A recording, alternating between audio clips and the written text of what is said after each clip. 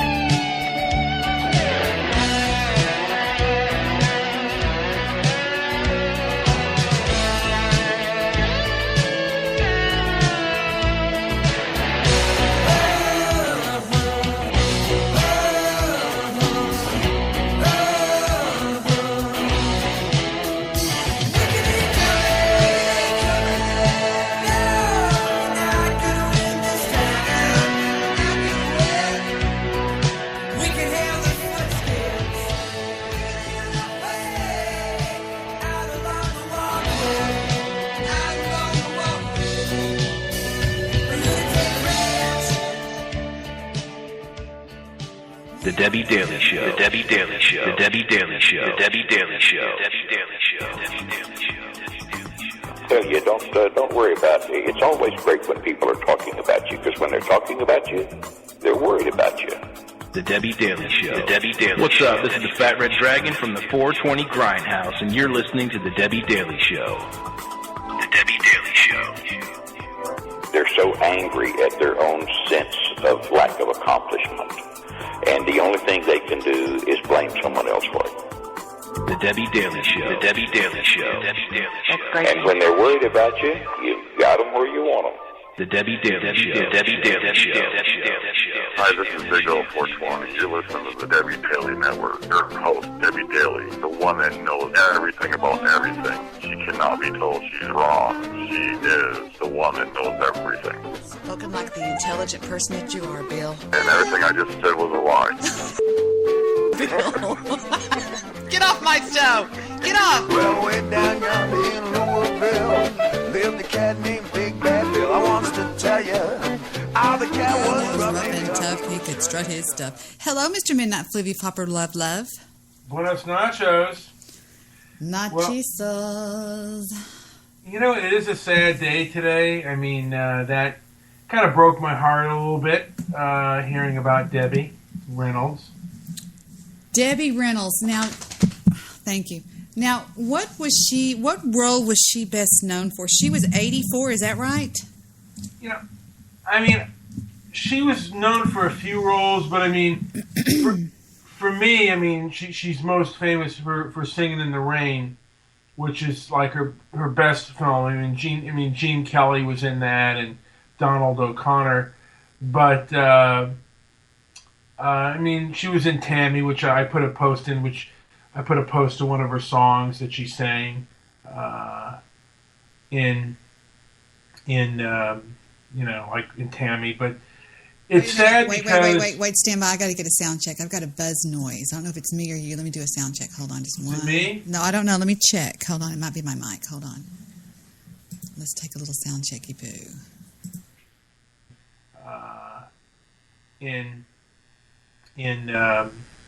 Like in Tammy, but it's sad because Wait, stand by. I got to get a sound check. I've got a buzz noise. I don't know if it's okay. I don't know if it's me or you, so I'm going to go on. Let me go on mute real quick then. Go on complete mute. Where's my mute button? Oh, here it is. Yeah, it's you. Oh, God damn it! Hang up and call me back. Just hang up. Take 2 big stomps on the floor and call me back. Singing in the rain, I'm singing in the rain. I'm happy and glorious or something. I don't know the words. Mr. Midnight Flu said, let's do a quick show on Debbie Reynolds and her mom. Debbie Reynolds was the mother to the other chick that died. What's her name? The chick in Star Wars. Where's Floobs?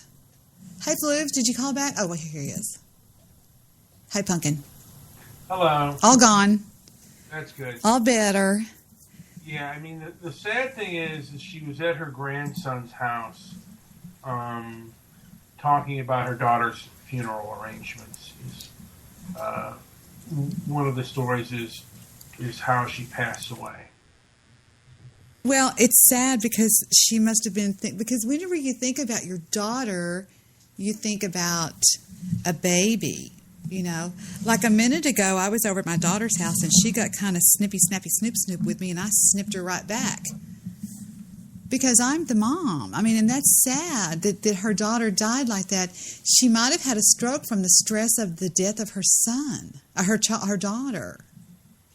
I think that's probably the case. I think that's more than likely what happened. The stress of her daughter passing away probably caused her untimely death. I mean, Carrie Fisher died only at 60 years of age, and it's tough when you lose your child. And I think I'm coming in again with the buzz feed. I hear the buzz. Why are you buzzing, Buzz?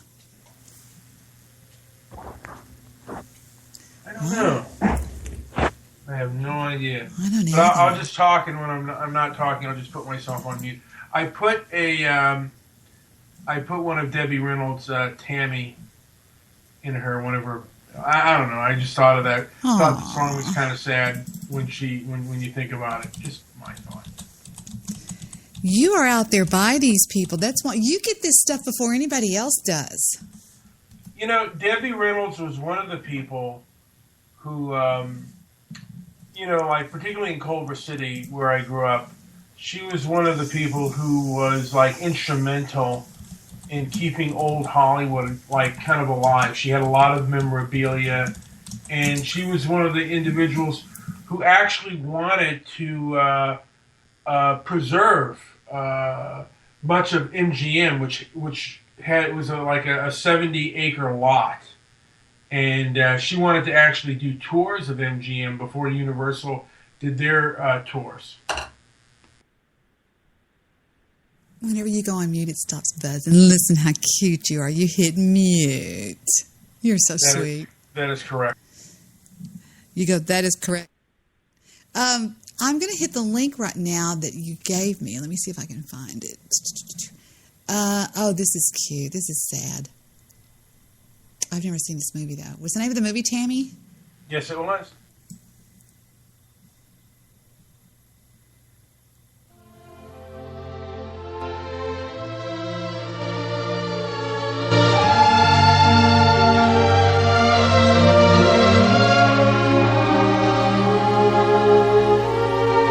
I hear the cottonwoods whispering above. Tammy, Tammy, Tammy's in love. The old hooty owl hooty hoos to the dove. Tammy, Tammy's in love. Does my lover feel what I feel when he comes near? My heart beats so joyfully. Guess what I just saw, Mr. Midnight Movie? What'd you say? Look at this. Oh, that's Doris Day. My bad. Never mind. Look at this. Carrie Fisher and Debbie Reynolds on Oprah. Today, all new, born into Hollywood royalty. Icon Carrie Fisher. You thought you were fat then as Princess Leia? Addicted to drugs, her mental breakdown. I was so gone. You do electroshock therapy? And her mother, living legend Debbie Reynolds. Is it true that you were living in your car? How broke were you? The Elizabeth Taylor scandal. I said, would you just roll over and put Elizabeth on the phone? A rare appearance together. And for the first time ever, next. She was known as Debbie Reynolds' daughter. Then she saved the galaxy as Princess Leia. And after that, she was a constant tabloid headline, married a music legend, became a drug addict, and ended up in a mental hospital. She's been through hell and back and come out the other side with a wicked sense of humor. Please welcome Carrie Fisher.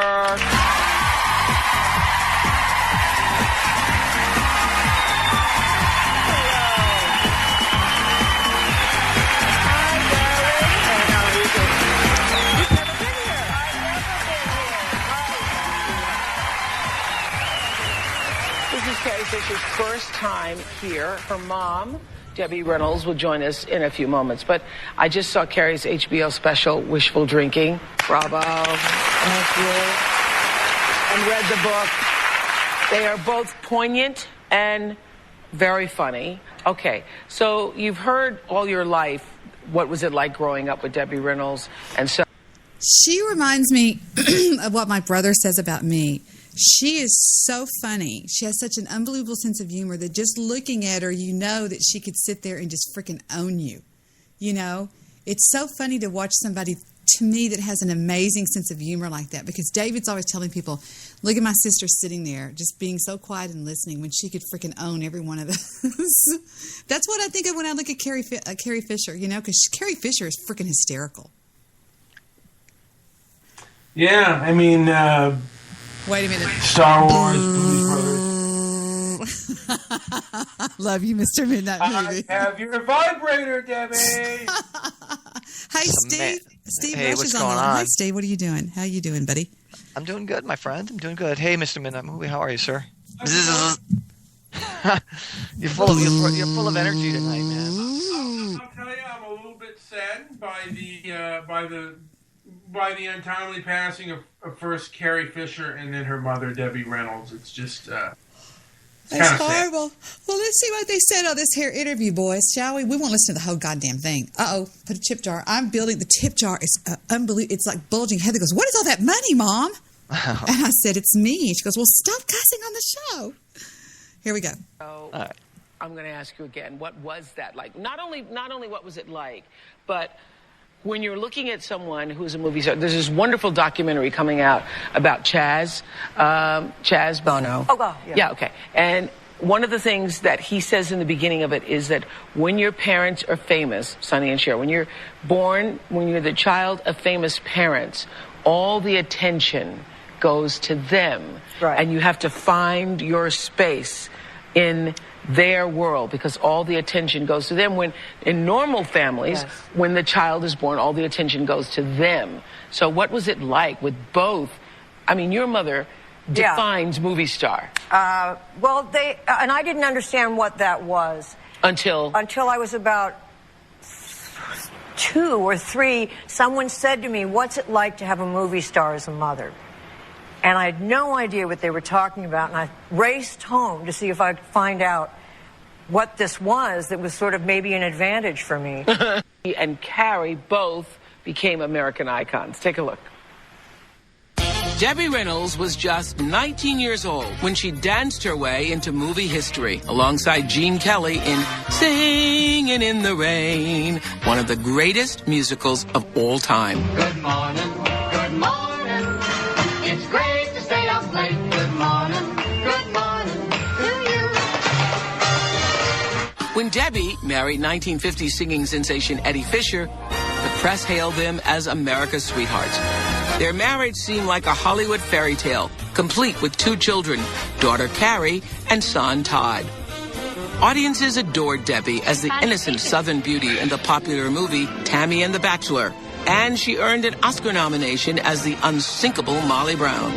Following in her mother's famous footsteps, Carrie Fisher made her debut at just 17 years old in the classic film Shampoo with Warren Beatty. Help me, Obi-Wan Kenobi. You're my only hope. Then came the role that would make her an icon. Somebody has to save our skins. As Princess Leia in the blockbuster trilogy Star Wars, Carrie became a sci-fi sex symbol and the fantasy of teen boys everywhere. She went on to star in some of the biggest comedies of her generation, The Blues Brothers and When Harry Met Sally. When Carrie turned to writing, her first novel became a bestseller. Postcards from the Edge is the semi-autobiographical story of a drug-addicted actress who grew up in the shadow of a screen legend mother. The book was made into a hit movie about a tempestuous mother-daughter relationship, starring Meryl Streep and Shirley MacLaine. Remember my 17th birthday party when you lifted your skirt up in front of all those people? I did not lift including my that guy skirt. Michael. It twirled up! Today, Carrie performs a one-woman show based on her life. And at 78, Debi Reynolds is still charming audiences across America, touring 42 weeks a year. Please welcome Debi Reynolds, the legend.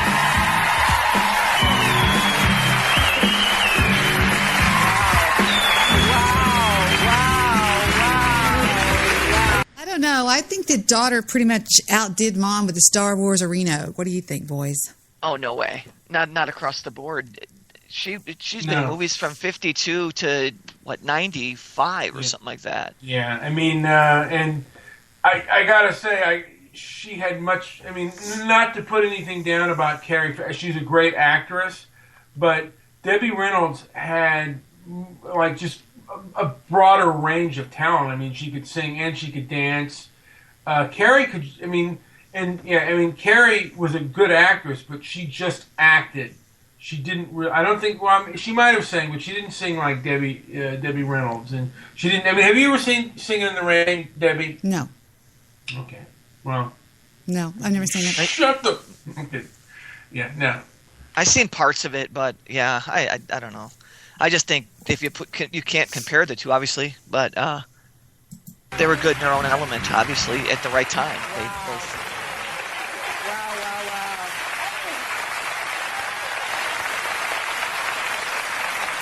When was this? Let me see. Well, hello, Miss Reynolds. 2011. I'm so excited to be here again. I was here It says about 2016. 10 years ago when I was very young. That's when it was downloaded, uploaded. So tell me, I was Where? asking How do you know Carrie, it was what done in it like growing 2011? up being, In the title. the daughter of Debi Reynolds. What was it like for you oh, being okay, her okay, mother?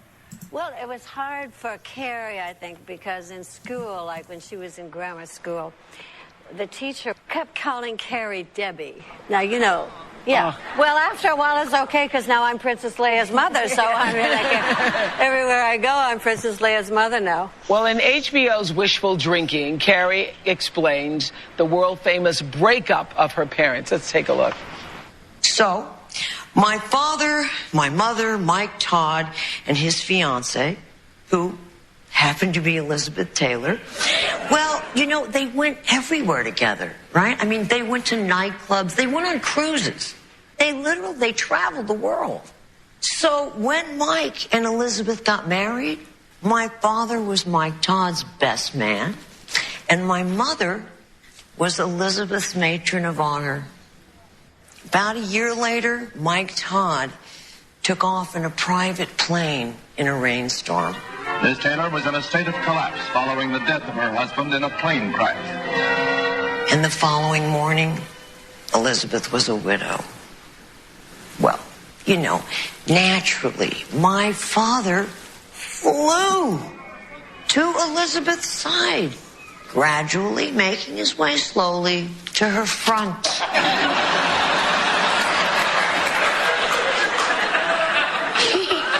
He dried her eyes with his handkerchief. He consoled her with flowers. And ultimately, he consoled her with his penis. Even though it has been over... Oh, yeah. That's funny shit. Come on, she was talented. Debbie Reynolds is holding up a sign saying little, like it's a little penis. Oh, that's I hysterical. love it.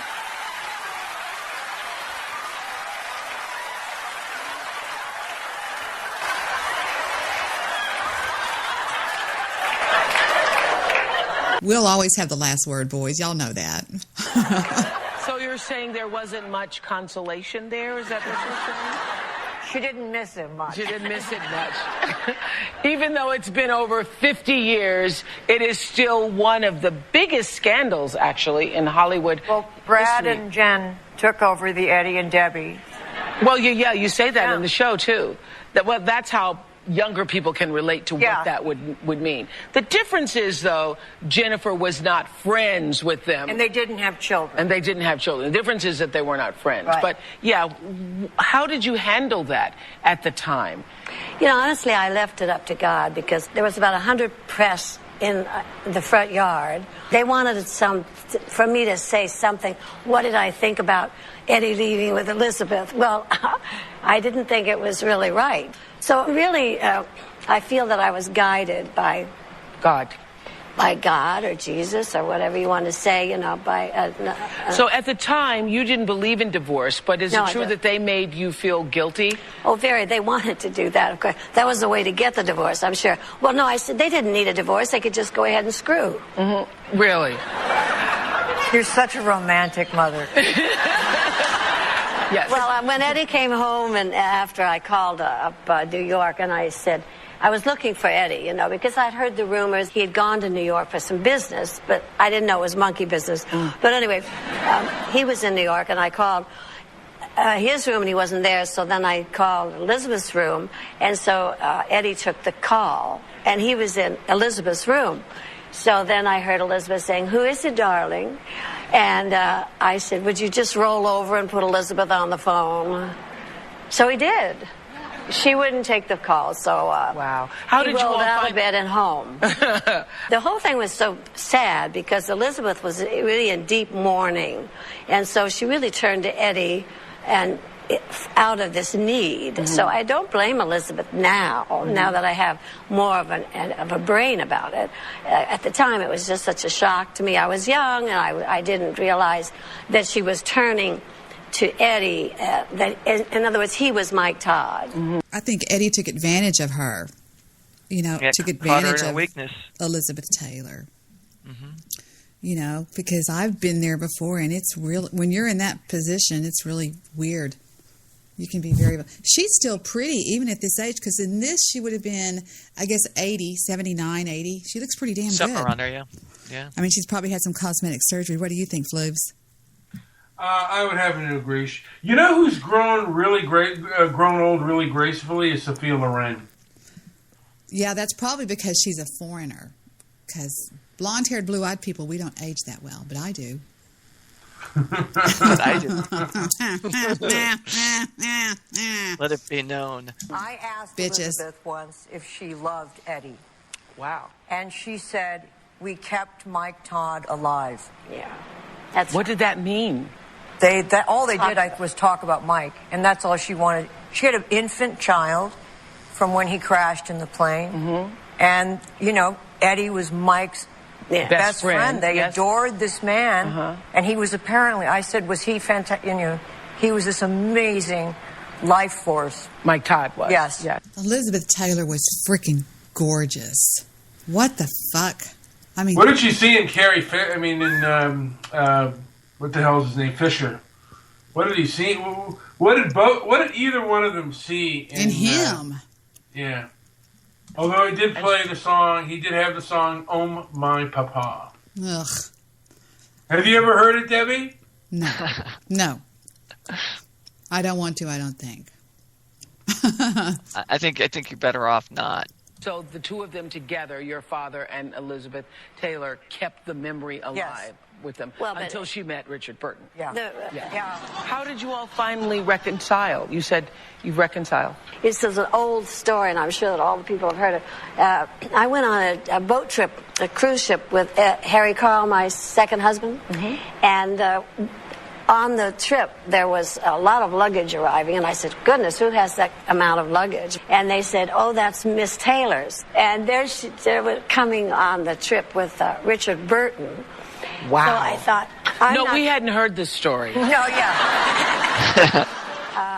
I sent a note to Elizabeth, and I said, let's not have a problem with all this. Let's enjoy the cruise ship and not be involved with what has gone on. Let's just talk. Let's just have dinner together. So she sent me a note as I was sending her a note, and we went to dinner, and it was a big hassle, because we had Richard Burton, and there were news people hiding behind trees and bushes. And I'm sure. Taking our picture. We went to the restroom, Elizabeth and and there was a big line of ladies, and all the ladies went to me, how can you talk to her? How can you be there? And they were furious with me. And I said, oh, get over it. Get over it. Yes. To the people. Would you say, are you friends now? Oh, yes. Well, we were very dear friends before, because we were at school at MGM. And so when you look at the tapes, as we were just looking at the video of you and Eddie Fisher and all of the Scandal 50, you don't get even a tinge of a hint of pain or anxiety about seeing that now? A pain I get. You do still? Sad, I feel. Really? So... how were you able to, is it true that at one point you were living in your car or out of your car? That doesn't make any sense to me. I heard that story. That was after Harry Carl, my second husband. I had such good taste in men, and he was a zillionaire, was worth, I don't know how many millions, tons and tons. I never asked about that. And I had a lot of my own money. I've worked since I'm 10 years old, so I never worried about it. But somehow during our marriage, which went on 17 years, he lost all of his money gambling and all of my money gambling. It just disappeared. It just shattered our lives, Carrie and ours. And that's what destroyed us the most was Really? Harry Carl. It wasn't Elizabeth and Eddie, and that was tough enough. But then we had Harry Carl to get over because he just took everything. How humiliating was that for you? I think it's as if somebody swallowed your stomach and swallowed your heart and everything's gone. You're emptied out. Very difficult. So of course everything went, homes and everything. And every bill he had, he owed $10 million. So then I got to pay that off. It was very nice of them. They allowed me to pay that off. They attached her salaries. They took it. Everything was taken by the government and the taxes. So how broke were you? Flat. Wow. Yeah. What would you like to say about Harry Carl? There he is. And the one woman show you say he's distinguished. That's when you say someone's rich and ugly. They're distinguished looking. So Harry was very, very distinguished looking, and also he had a barber come every day to the house to keep him distinguished looking. And we found out later that the barber was a pimp. And was bringing, the manicurists were hookers. Wow. Wow. While they were at work, they just doubled the duty. Well, I didn't know anything about it because I really believed that they were manicurists. I wondered why it took so long, though, to be honest. Well, we had an amazing life. That's an amazing, stupid So life. would they come regularly? Yeah. So to speak? So to speak?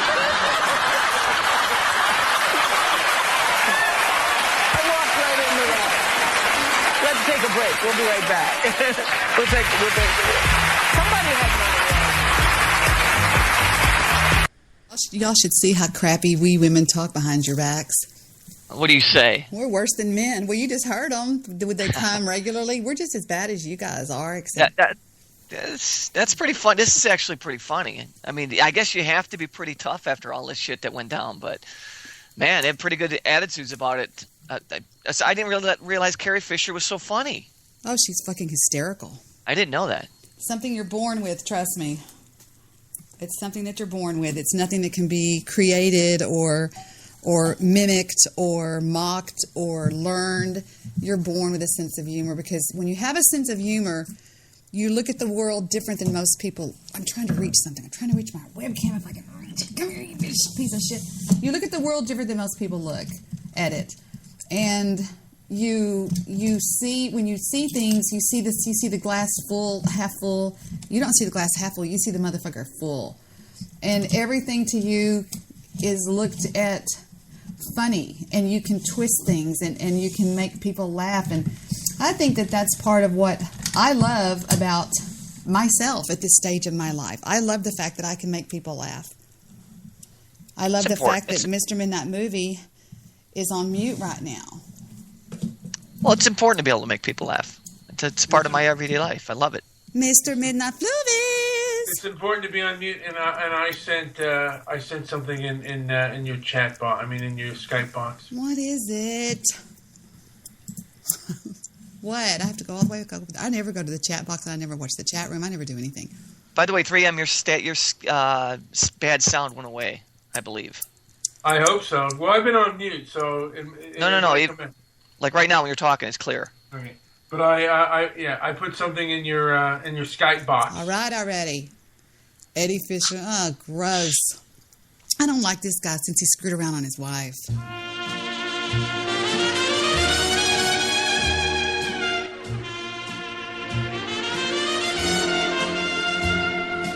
Oh, I have a little weenie. Sorry.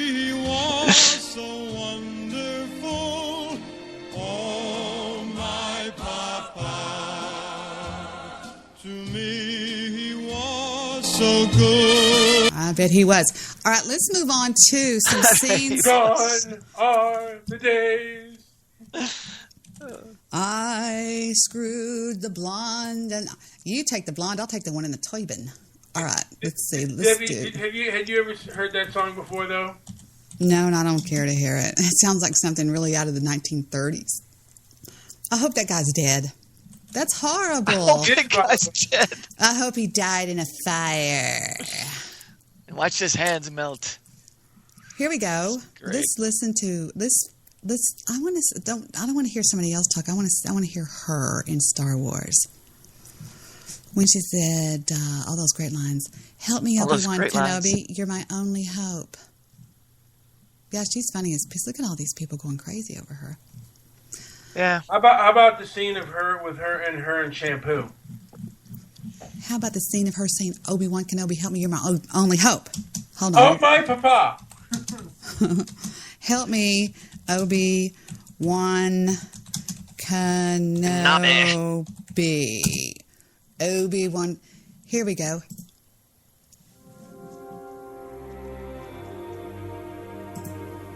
No, my father didn't fight in the wars. He was a navigator on a spice freighter. That's what your uncle told you. You didn't hold with your father's ideals. Why don't either one of y'all talk like this guy? I don't know. I've got to. No, I have no idea why we don't. Why don't you, Mr. Midnight Movie? Why don't you? What the hell? What a voice. Because Alex Guinness. Not gotten involved. You fought in the Clone Wars? Yes. I was once a Jedi Knight, the same as your father. I wish I'd known him. He was the best star pilot in the galaxy. And a cunning warrior. I understand you've become quite a good pilot yourself. And he was a good friend. Which reminds me, I have something here for you. And then he tried to kill us all. Your father wanted you to have this when you were old enough, but your uncle wouldn't allow it. He feared you might follow old Obi-Wan on some damn fool idealistic crusade like your father did. Sir, if you'll not be needing me, I'll close down for a while. Sure, go ahead. What is it? Your father's lightsaber. This is the weapon of a Jedi Knight. Not as clumsy or random as a blaster. An elegant weapon. That's what I'm talking about right there, bitches. Civilized age. For over 1,000 generations, the Jedi Knights were the guardians of peace and justice in the Old Republic. Before the Dark Times. Before the Empire. How did my father die? A young Jedi named Darth Vader, Papa. who was a pupil of mine until he turned to evil, helped the Empire hunt down and destroy To the me, Jedi he Knights. was so wonderful. He betrayed and murdered.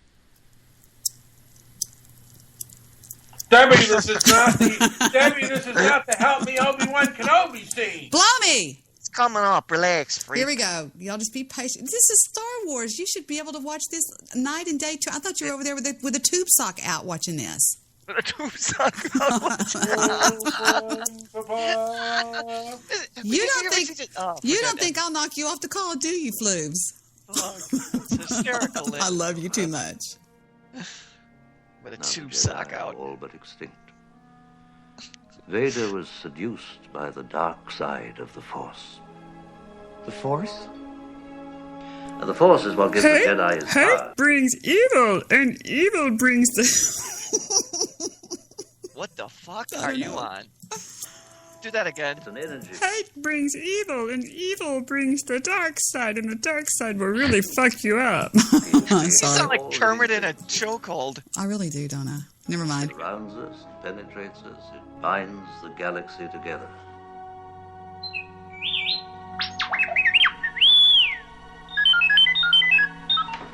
Now let's see if we can't figure out what you are, my little friend. And where you come from. I saw part of the message. I seem to have found it. General Kenobi, years ago you served my father in the Clone Wars. Now he begs you to help him in his struggle against the Empire. I regret that I am unable to present my father's request to you in person, but my ship has fallen under attack, and I'm afraid my mission to bring you to Alderaan has failed.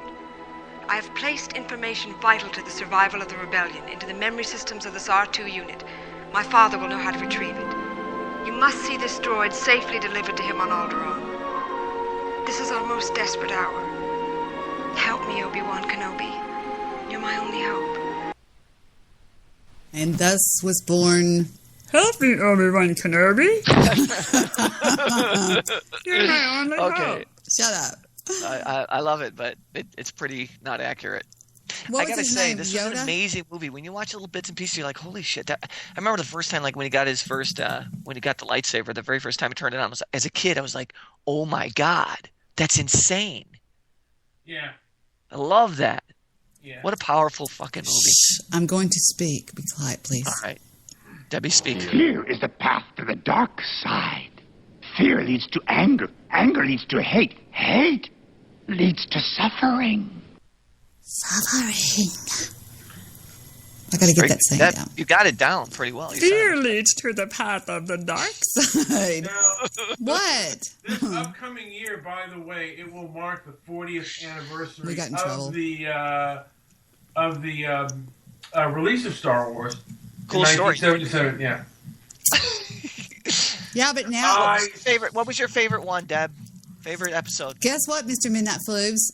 What? You know the new guy that came on the other night, the real tall guy that pissed all the guys off because he was so perfect and everything?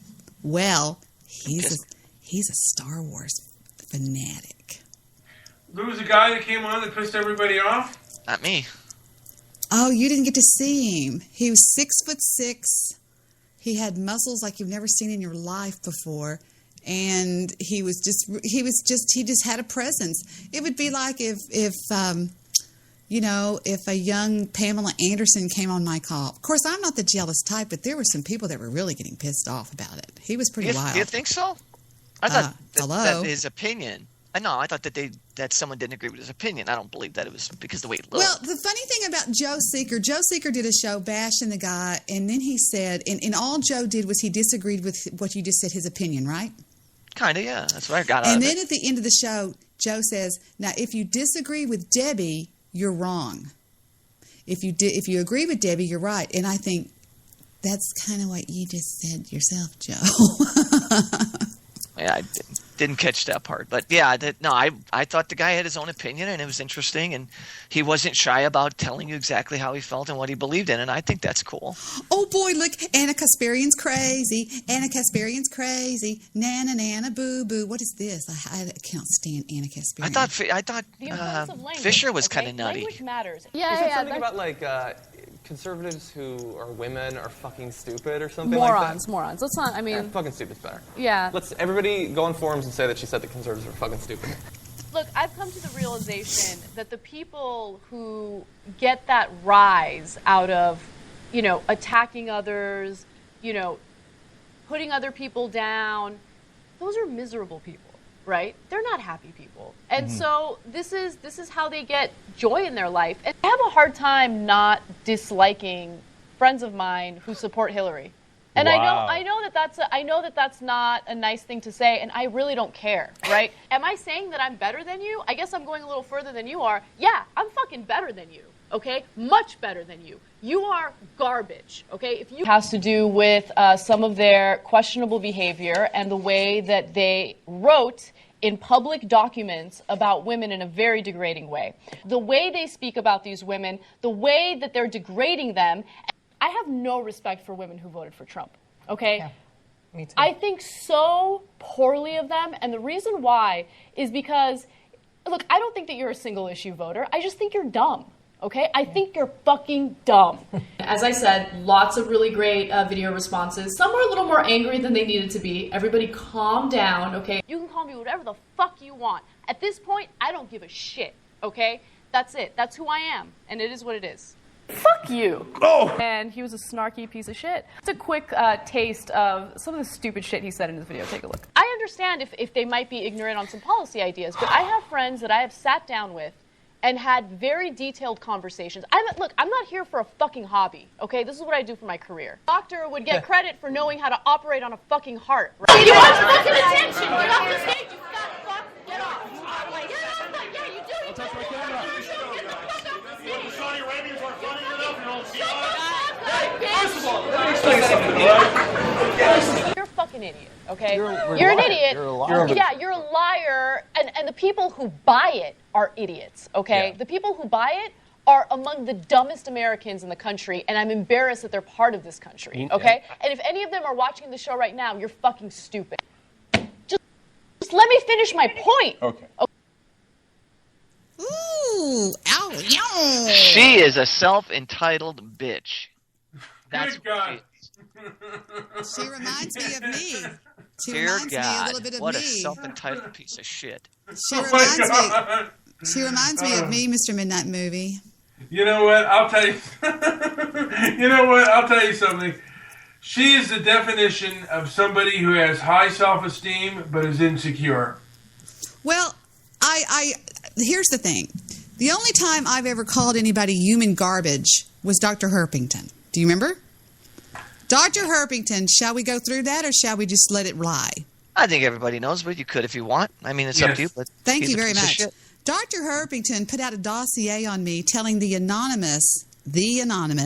entire group of Anonymous, to attack me, to destroy me, to ruin my marriage, to ruin my children, to ruin my business. And would you like to see that dossier, or do you believe me? I believe you.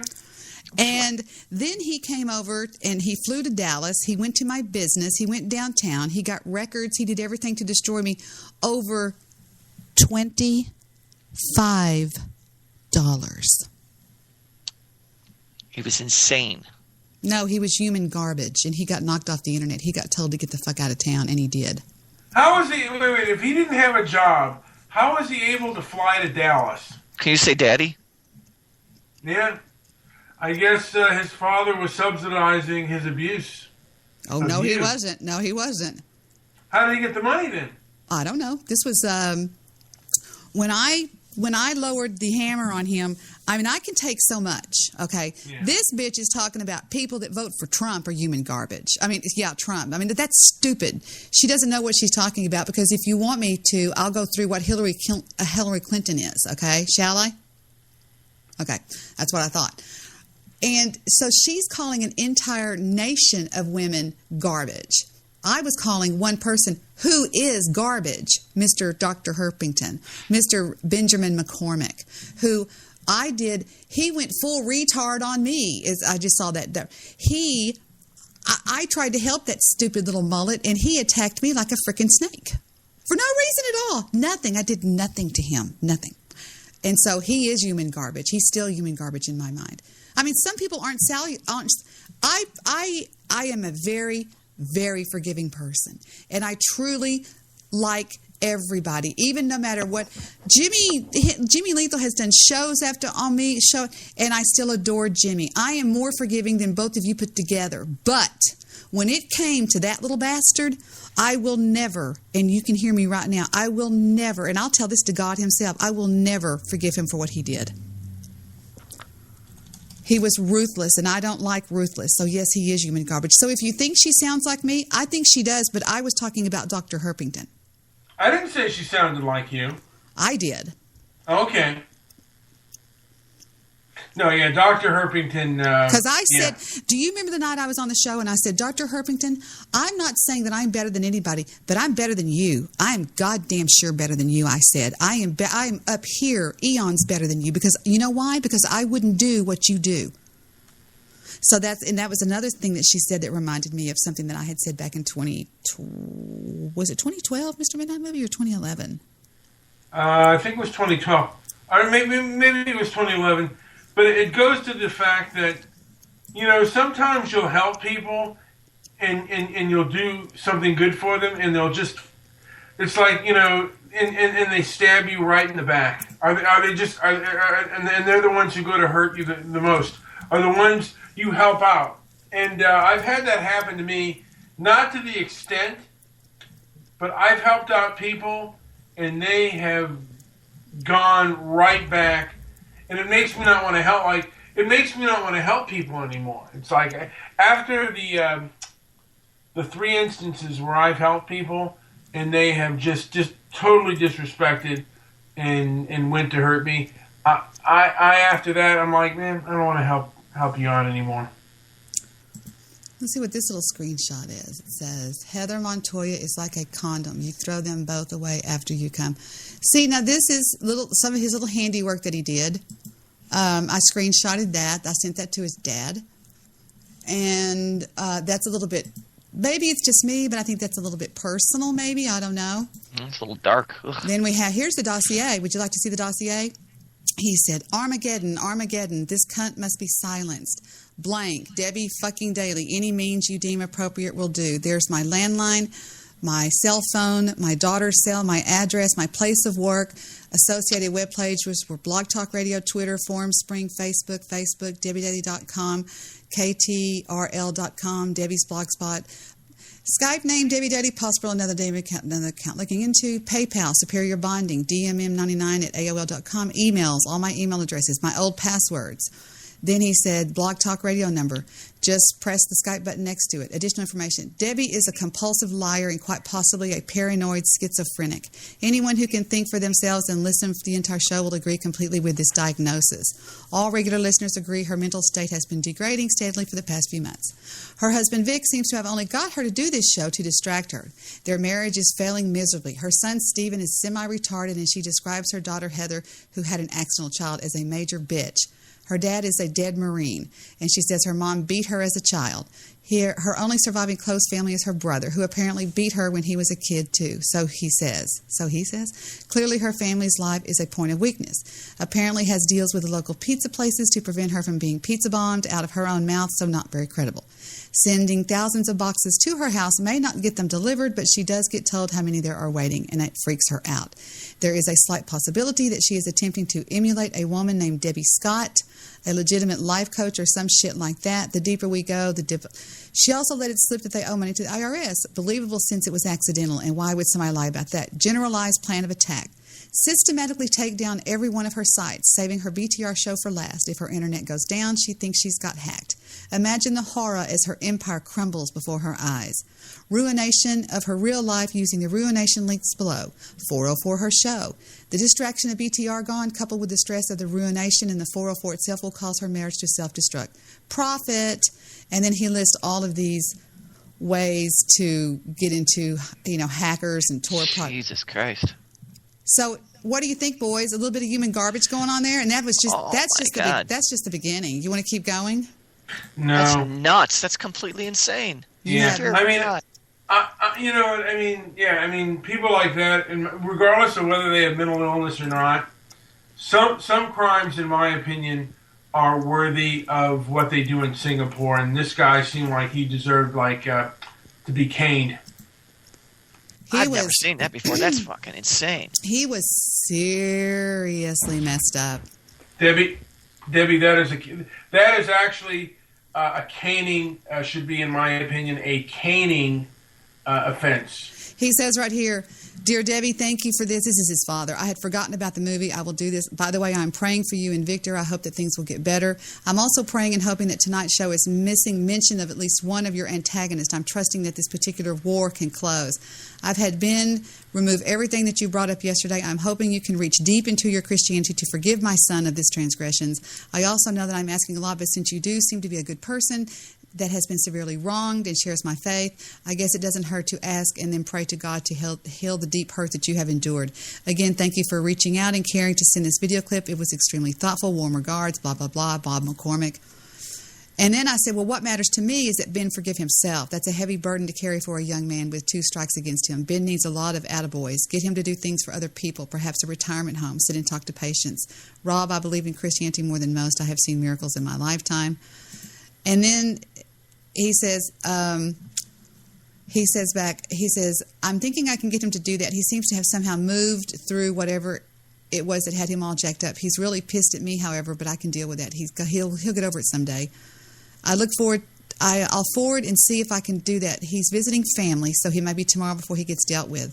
But I will alert his aunt to see if she can put a burner under his fanny to get that done. Finally, I got him out of his room, hoping that he turns over a new leaf. Appreciate your willingness to forgive my son for his awful transgressions. His father was in shock. I found out, we doxed him and found out his name was Benjamin McCormick. And we sent him, I said, Victor called him, and he was like, hello, and he goes, this is Bob McCormick. And this is when we got into a fight. I said, I know you have no control over your son. Personally, this is very odd to us because this person that you believe is automatically unsunned when he turns 18 is going down the tubes. He was 21. And anyway, Victor picked up the phone and called him, and he was like, Robert McCormick. And Victor said, my name is Mr. blah, blah, blah, blah. I'm from Dallas, Texas. And he goes, are you the son of a man that goes by the name of Dr. Herpington? He goes, yes, I am. And he just proceeded to tell him everything that he did. Victor recorded the conversation and everything, and it was pretty wild. And he was like, what? He goes, yeah, he has been attacking my wife. He's gone nuts. Well, the funny thing about him is they took him to a shrink. This man drove 700 miles to get him to this shrink that one day. And the shrink sends me a message that says, when he looked at Benjamin, he goes, why do you hate this woman? He goes, I don't know. I just do. He goes, what do you... That was his answer? I just do. Yeah, he goes, what do you mean you just do? He goes, I don't know. He goes, what did she do to you? And he goes, nothing. This is one of those people that absolutely just grabs a gun and just starts killing somebody. Well, yeah, he had 4 older brothers, and he was the baby, and he was severely Asperger's and autistic and all this crazy stuff like that. But yeah. So clinically, he was absolutely having some issues. At the time, he was trying to get membership in the BWC, and so he was trying to really get some points. Yeah, like look what I can do. Look what I can do. And you were high on their list at that time, so he wanted to go. No, I wasn't high on their list. I was off their radar, and in fact, that's when they reported to me. They kicked him out. They said, "You're out of your fucking mind. Get out of here." They had a big meeting with him and said, "Have you lost your fucking mind? We don't do this shit." Well, maybe he thought that you were. Wow, that's crazy, man. Well, I don't give a fuck what he thought. To be honest with you, I love both of y'all, though. You are both cupcake loves. Well, we are. We both love cupcakes for sure. I do, and I'm diabetic. Hey guys, I gotta get to bed. Gotta get up in the morning, so I'll talk to you folks later. All right, man. Take care. Have a good night. Okay. Wait a minute. Are you still my best friend and stuff? You're so stupid. What? She's a dork. I'm so insecure. Debbie. Can I show you something before you hang up that you're gonna love, Mr. Midnight Flooves? Okay. Please. Who's that? She's one of Heather's friends. Okay. Mm-hmm. She can be my friend. I want to be a friend. Maybe she loves you. Long okay, time. watch this. Watch. Stupid, huh? Did you think I was fucking stupid, bitch? Huh? You motherfucker think I was stupid. You don't fucking try to fight me. The fuck wrong with you? It says, girlfriend brutally beats her cheating man and for texting. He got caught texting another girl, and this is what happens. Get the fuck out. It's nothing bad. No, there's no blood or anything like that. You don't fucking try to play me, bitch. Who the fuck you think that? Who the fuck did you think I was motherfucking crazy? Huh? Did you motherfucking think I was crazy? Huh? Did you? Did you think I was crazy? Did you motherfucking think I was crazy? That's all you motherfucking understand. Did you think I was fucking crazy? Huh? Did you? I didn't. Damn. Did you not know that? Did you not motherfucking know that? Huh? Did you not know that shit? Debbie, I don't want to be her friend. I want to be the other girl's friend. This one's scary. I don't want to. I mean, can you believe? I mean, you know, Mr. Solution used to tell us all the time that black women are really beating down and demasculating the black male population. But this is beyond weird. This is pretty graphic. Then she drags him to the front door, and then she says, "All right, I'm through." And then her mother says, they start laughing at him. She says, "Go back and kick his ass again, right here."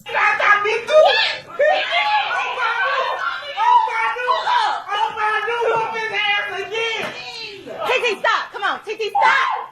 TT, come on! He looks like he weighs about half what she weighs. I was going to say. I think he peed his pants. I think he peed his pants. There were 130 celebrities? I didn't know that, Jason. I thought there was just a few. 130 celebrities that died in 2016? What? It was a bad year, man. Prince died. David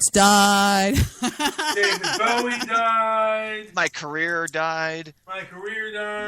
Robert Stigwood, Pat Harrington Jr., Troy Shondell, Kitty Kalin, David Bowie, David Margulies, Alan Rickman, Renee something, David Haggerty. Jerry Lewis. Jerry, oh no. What is that? Shut up. Stop. Huey Lewis died this year? Huey No. Lewis? No. I would have heard that. I'd have remembered. I'd have remembered that. See? Yeah. The black guy from Barney Miller died. Nancy Reagan. Richard Bradford. We've got better actor than Peter Lawford. Let's see. Gary Shandling kicked it. Mother. Yeah, I remember that. Patty Duke. Kicked it. So Here's ghetto. Patty Duke Aston. Just kicked it. All right, guys, I'm going to Betty by myself now. It won't be the same without you, I hope you know. It'll be a lot better. No, it's not true. You're the best. Oh, my papa. Good night, everybody. Sing us as you're leaving. Sing the song as you're leaving. Now, give me your best impression. Of who? You know who. Anything. They called me Mr. Tibbs. He's still alive, by the way. Still alive. They called me Mr. Tibbs. All right, love you. Goodbye. Goodbye. Good night. Oh, Gina Wilder looks like shit. Oh, yeah. He looks dead there. He looks like 9 miles of bad road. He looks like the asphalt. Janet Reno, Attorney General, died? Yeah, Janet bit the dust. I remember that. I remember that day, actually. And then, of course, mother of the Brady Bunch. She died. Florence Henderson. A lot of people died this year. Fidel Castro, yeah. Greg Lake, whoever that is. John Graham. Emerson, Lake and Palmer. Oh, okay. Alan Thicke. Yeah. There was a lot of big names that died this year. Zsa Zsa Gabor. Zsa Zsa Telemundo Bor. And you forgot her mother now. She kicked it. Debbie Reynolds. Or Debbie something. Was Debbie Reynolds? Debbie Reynolds. Debbie died Reynolds. Today, right? Did she die today? She died today. Reckon so. She didn't call me, so I knew something was wrong. Thank you for that, Jason. Much obliged, Jasonis. Jason Tinoshi Takano. Debbie, all now, I can tell you at midnight tonight, it will be my younger brother's something or other. But Carrie Fisher was freaking hysterical. I didn't realize how funny she was. And her stand-up, she was really, really good. Her one-man show or whatever it's called. Yeah, she, what is this, Whatever Happened to Baby Jane? Baby Jane, whatever happened to Baby Jane? I don't know what that even is over there. Carrie Fisher. You've never seen Whatever Happened to Baby Jane? I don't, you know me. I'm an idiot. I don't watch movies. She goes, she says, I've written a letter to Daddy. You know that crazy lady? Look. That's what she looked like. All right. Look, that's what Elizabeth Taylor looked like. Look. Oh my God, I do remember this. You know these two hated each other? This was a great movie. Now that you show me it. Okay, they hated each other? Joan Crawford, right? Hated each other. Right. They could barely be on the same set. Well, because they were both egomaniacs. Well, they both wanted to play. Joan Crawford wanted the lead role of Baby Jane, and she didn't get it. I made you lunch, and she cooked her bird. Nice. God, this is some old school shit. Who was that at the door earlier? Elvira. Where is she now? In the kitchen? No. I ate her. Oh. I ate her face. She has a pretty hard time considering. I told her to come back next week. Whore. Oh, Blanche. You know we got rats in the cellar? Oh, what? Come on. She plays... That is one sexy looking woman right there. But look at Elizabeth Taylor. She looked like that when I looked at that picture of Elizabeth Taylor right here. Look. Shut up. It was right. Look. She looks like whatever. Anything on the globe, I'm never going to look at the picture and say that it has been edited. But, yeah, well, how old was she? She looks pretty old. She looks pretty ancient there. She looks like a fossil. Is she dead too now? Sure. Is she Everybody really? died this year except us. We're the last ones alive. No, I'm being serious. Is she dead? She has to be dead. I'll find out right now. She did a funny thing on stand. She did a funny stand-up thing. Ooh. Fish. Carrie Fisher. She did really good. It was in Montreal, Canada. It was called. It's not wishful thinking. It was the other one. Was it? It was wishful drinking. Here's a little bit of that. Oh, please. Boring to simple folk. As you age, it's about dignity. You know what I mean? If my life wasn't funny, it would just be true. You know, I talk a lot about my life on this show because it's about me, really. That's all I know about is me. And that's why you do well in what you do, because you're the best person to speak about you. Yes, Elizabeth did tie. She died. She didn't tie anything. She died March 23rd, 2011. Elizabeth Taylor? Yes.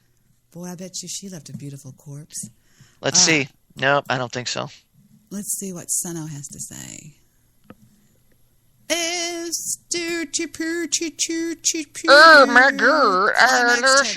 Climax is an unincorporated community in Collin County located in Texas. Why am I looking at this, son? He wants you to climax. Sonny, why am I looking at this? I think you sent me the wrong link. You idiot. That's funny. Come on, boy. Climax, Texas. Climax I hired a girl. I worked for a guy named John Harden for a long time, and I had to leave him working there because he just fell madly in love with me. You know what he did one day, the last day I worked for him? What's that? He said if I was in the car with him. We were coming back from eating at a place called, what was that place right there on 75 North? It was called. You kill him, we grill him? No, hold on. Let me think. It was something like Bennigan's or something. And we were on our way back, and he said if I didn't agree to leave Vic, that he was going to run the car into a brick wall. He was going like 90 miles an hour. Fuck. He was a nice looking guy. But he freaked out. I mean, flipped out over him. It was weird. That's not healthy.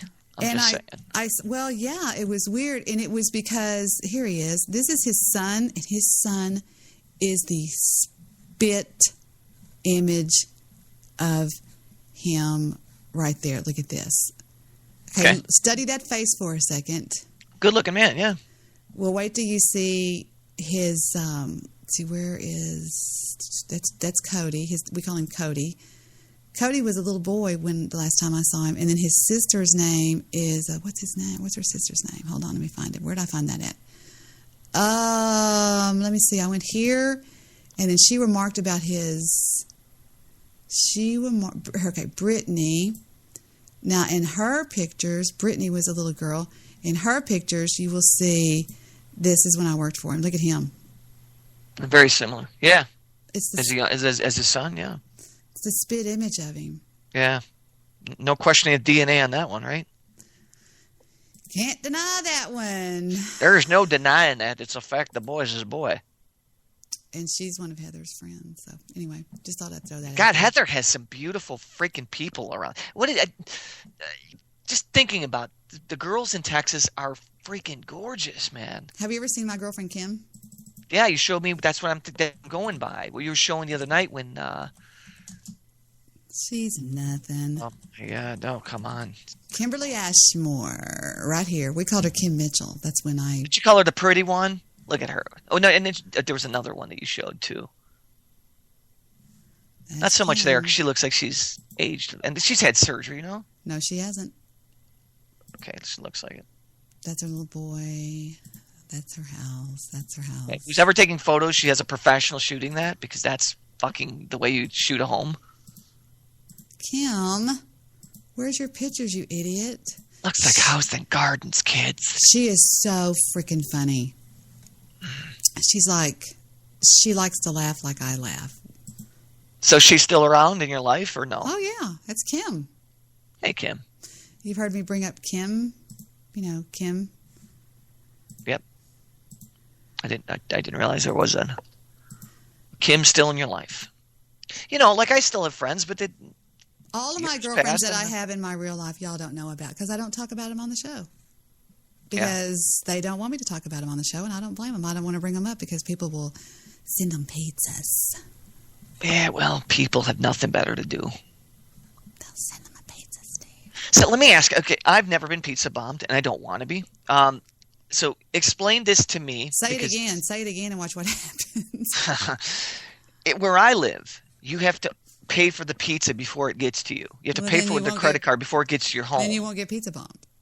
Okay, because in Chicago, that's the deal. You pay for it with a credit card there. It has to go through, and then they'll deliver it. Thanks, trolls. You really screwed it around for the people in Chicago. You'll fuck up. You'll give me some pizza now. I should never say that. I should know better, but I don't. Are you insane? You don't say those kind of things out on the internet. Been out here long enough. You think I know better, huh, Deborah? I love her home, man. She has a great place. Is she an interior decorator? No, she just hires people to do it. I photograph homes like this. This is ridiculous. Kim is nuts. She's funny. She's crazy. There's Stabby, who's been most everywhere from Mr. Stabby. Zanzibar to Broadway Square. But go ahead. No, just not. I was breathing. Sorry. Moving hacks. Kim, this is getting a little bit stupid here. I don't know why we're. Oh, look at that room. I love that room. Kim has the big movie room, guys. No, this is Kim's houses that she's selling. She's a realtor. She's a broker. She's a broker. Yep. Yeah, these are like mansions. Sick. You should see my sister's house. My sister-in-law's house. It's crazy. It's like nothing you've ever seen in your life.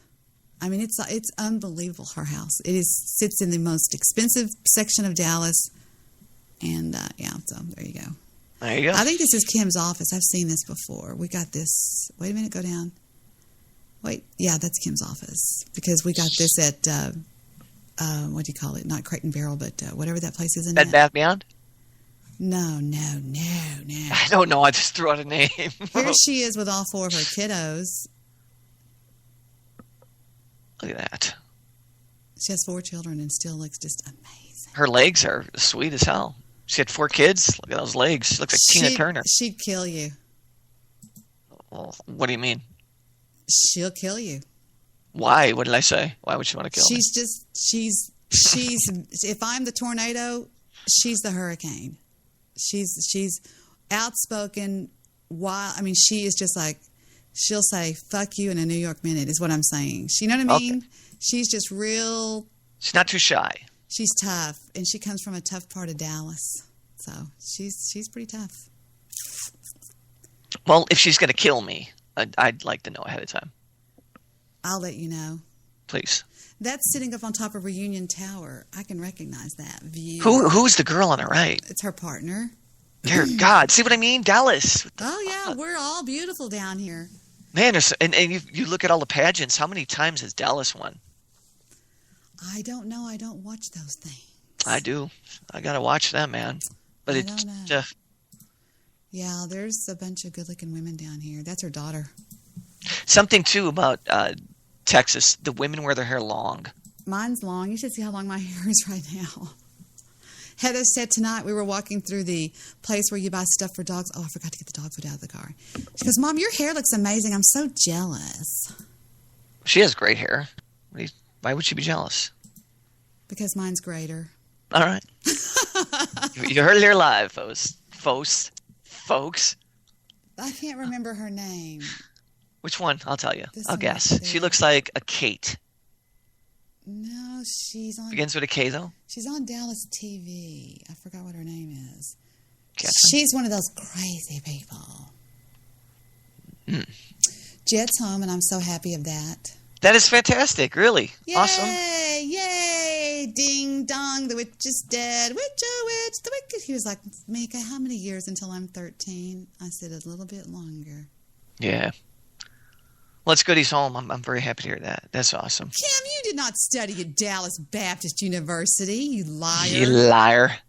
She did go to Sunset High School. That's a rough school. Kim learned how to fight at the age of 10, I think. That's why she would kill me. Why did Sonny send us a link to Climax, Texas? I think he's sending you a message that I don't understand. I don't understand it either. Sonny, you want to clarify the air just a little bit, bud? Why would the people of this show need to know about Climax, Texas? Have you been there, Deb? I've never even heard of it. All right. That makes this mystery grow. I like that. It's called intrigue. Digging it. Yep.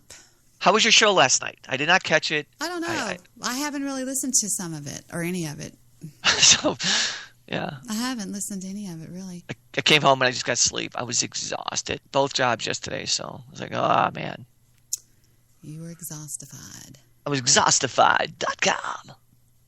Now I'm drinking Coke at, what time is it here? Going on 11. I'm going to live good. I'm going to live big. I'm going to live large. I don't know where my family went. That's great. I just called you on your mobile accidentally. Forget about that call. All right. You called me? I just hit your name and it called you. All right. I wonder if this is... I'm going to play something for you. Tell me if you can hear this. Let me show you something.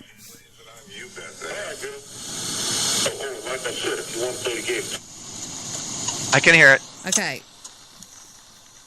This is in 20, oh God, when was this? 2003 or 2004, the Dallas Sheriff's Office. The Dallas Sheriff's Office, it's very common for Dallas sheriffs and Dallas firemen to target somebody, okay? If you piss them off, if you rub them the wrong way, you better look out, okay? Right. And in their minds, if you rub them the wrong way. And lately, I've been listening to this Monster Boss radio thing, whatever, this paranormal radio, whatever it is. And for some unknown, bizarre reason, those voices are strangely familiar to me. And I never knew what it was until, my mom or somebody on the other side just had me, whoops, accidentally. Victor, why did I get out that clear box right there? Do you remember? What was I looking for? I was looking for. Wait a minute. I was looking. I got. For the what? Computer or something? I was looking for something, and I just looked down. I was digging through this box of junk, and I went, "Oh, look at this!" And it was a cassette tape. Okay. And on the cassette tape, it said recording of cops' intercom system. Well, these guys would hide out in the forest behind our house, and they had these ham radios. One of them, which they dropped, which I have. I remember that. Oh yeah, and they would like squelch over my intercom system, and they would have these fake. And I recorded them because I thought it was unbelievable. They would have these fake kind of shows that were going on, and when I thought, there's no way this is those guys.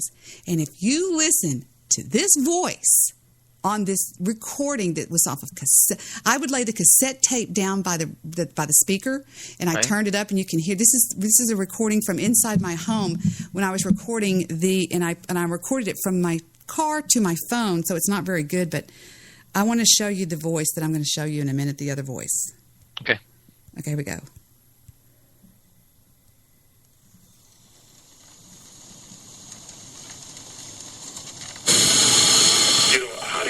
Tonight, girl. I mean, you set people up, you know. I mean, I got 20 grand into my record, and I do this. All right, freeze that and go to. Now, stay with it. Don't say anything. Let me show you the voice that's on that show all the time. And I was like, I've heard that voice before. And I still think these schmucks do something. I don't know what they do. They do something because they said just randomly on their show, and I love exposing shit like this because I want everybody to know what goes on. And randomly on their show, they just happened to do this commercial about, because I couldn't get the cassette tape out of my truck. I was like, God damn it, was like stuck. So they did a commercial on their stupid paranormal show, whatever it's called If Your Cassette Tape Gets Stuck in Your Thing, How to Get It Out. It's called. Okay. Now, how random is that? That's pretty damn random. Who even talks about that nowadays? Who has a cassette? And listen to the voice. That's what tripped me out was the voice. I was like, I've heard that voice before. I know I've heard it. And it goes a little something. Let me find them. Hold on, everybody. Just hold on. Just everybody, calm down. It goes. Be patient. It's under Wolfman Mike. Okay. Here we go. Let me show you. Now, just hang on just a second. I should have had this pulled up. What? Shut up. Wolfman Mike. Let me see if I can find him. Where is he? Wolfman Mike. All right, let's see if we can find it. Oh, you know, what the fuck? There's one right above it. Try the one above it. You tried that one twice. I don't know how to find him other than... Let me see if he's on my history here. Hold on. We'll go that way. Hold on. Full history. But what happens, and I thought I was nuts, but my mother used to always tell everybody, if you think you're nuts, you're not nuts. Because crazy people never think they're crazy. So I was That's a pretty good observation. Well, I mean, my mom was like a genius. All right. Well, crazy people never think they're crazy. Exactly. So they did. Okay, listen to this voice.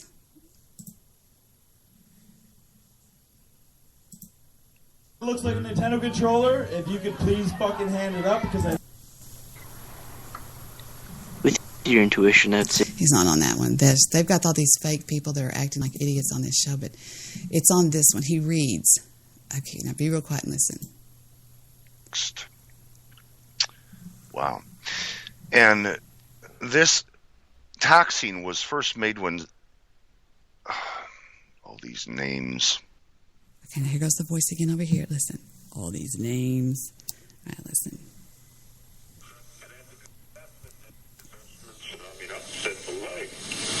I do this because I want to give people laughter and fun. Yeah. What you did is, you set me up and you fed me, to these guys. And again. Cernilius was governor of Syria. He had this bizarre voice that would suddenly just go like really deep and kind of a raspy sound. Baritone, Yeah, but he didn't. That sounds like the same guy. It is the same guy. I'm just saying. Yeah. I mean, there's more recordings I have on this, and I thought, this is those sheriffs, those fucking sheriffs that. I mean, I'm like, get over it, buddies. I mean, get over it. You know, it's like, and I was right anyway for what y'all did to me. Y'all were horrible. I mean, I don't want to go into any of the details of it, but trust me when I say, you know me, Steve, I'm a rational person. I'm not going to attack anybody that didn't attack me first. Right.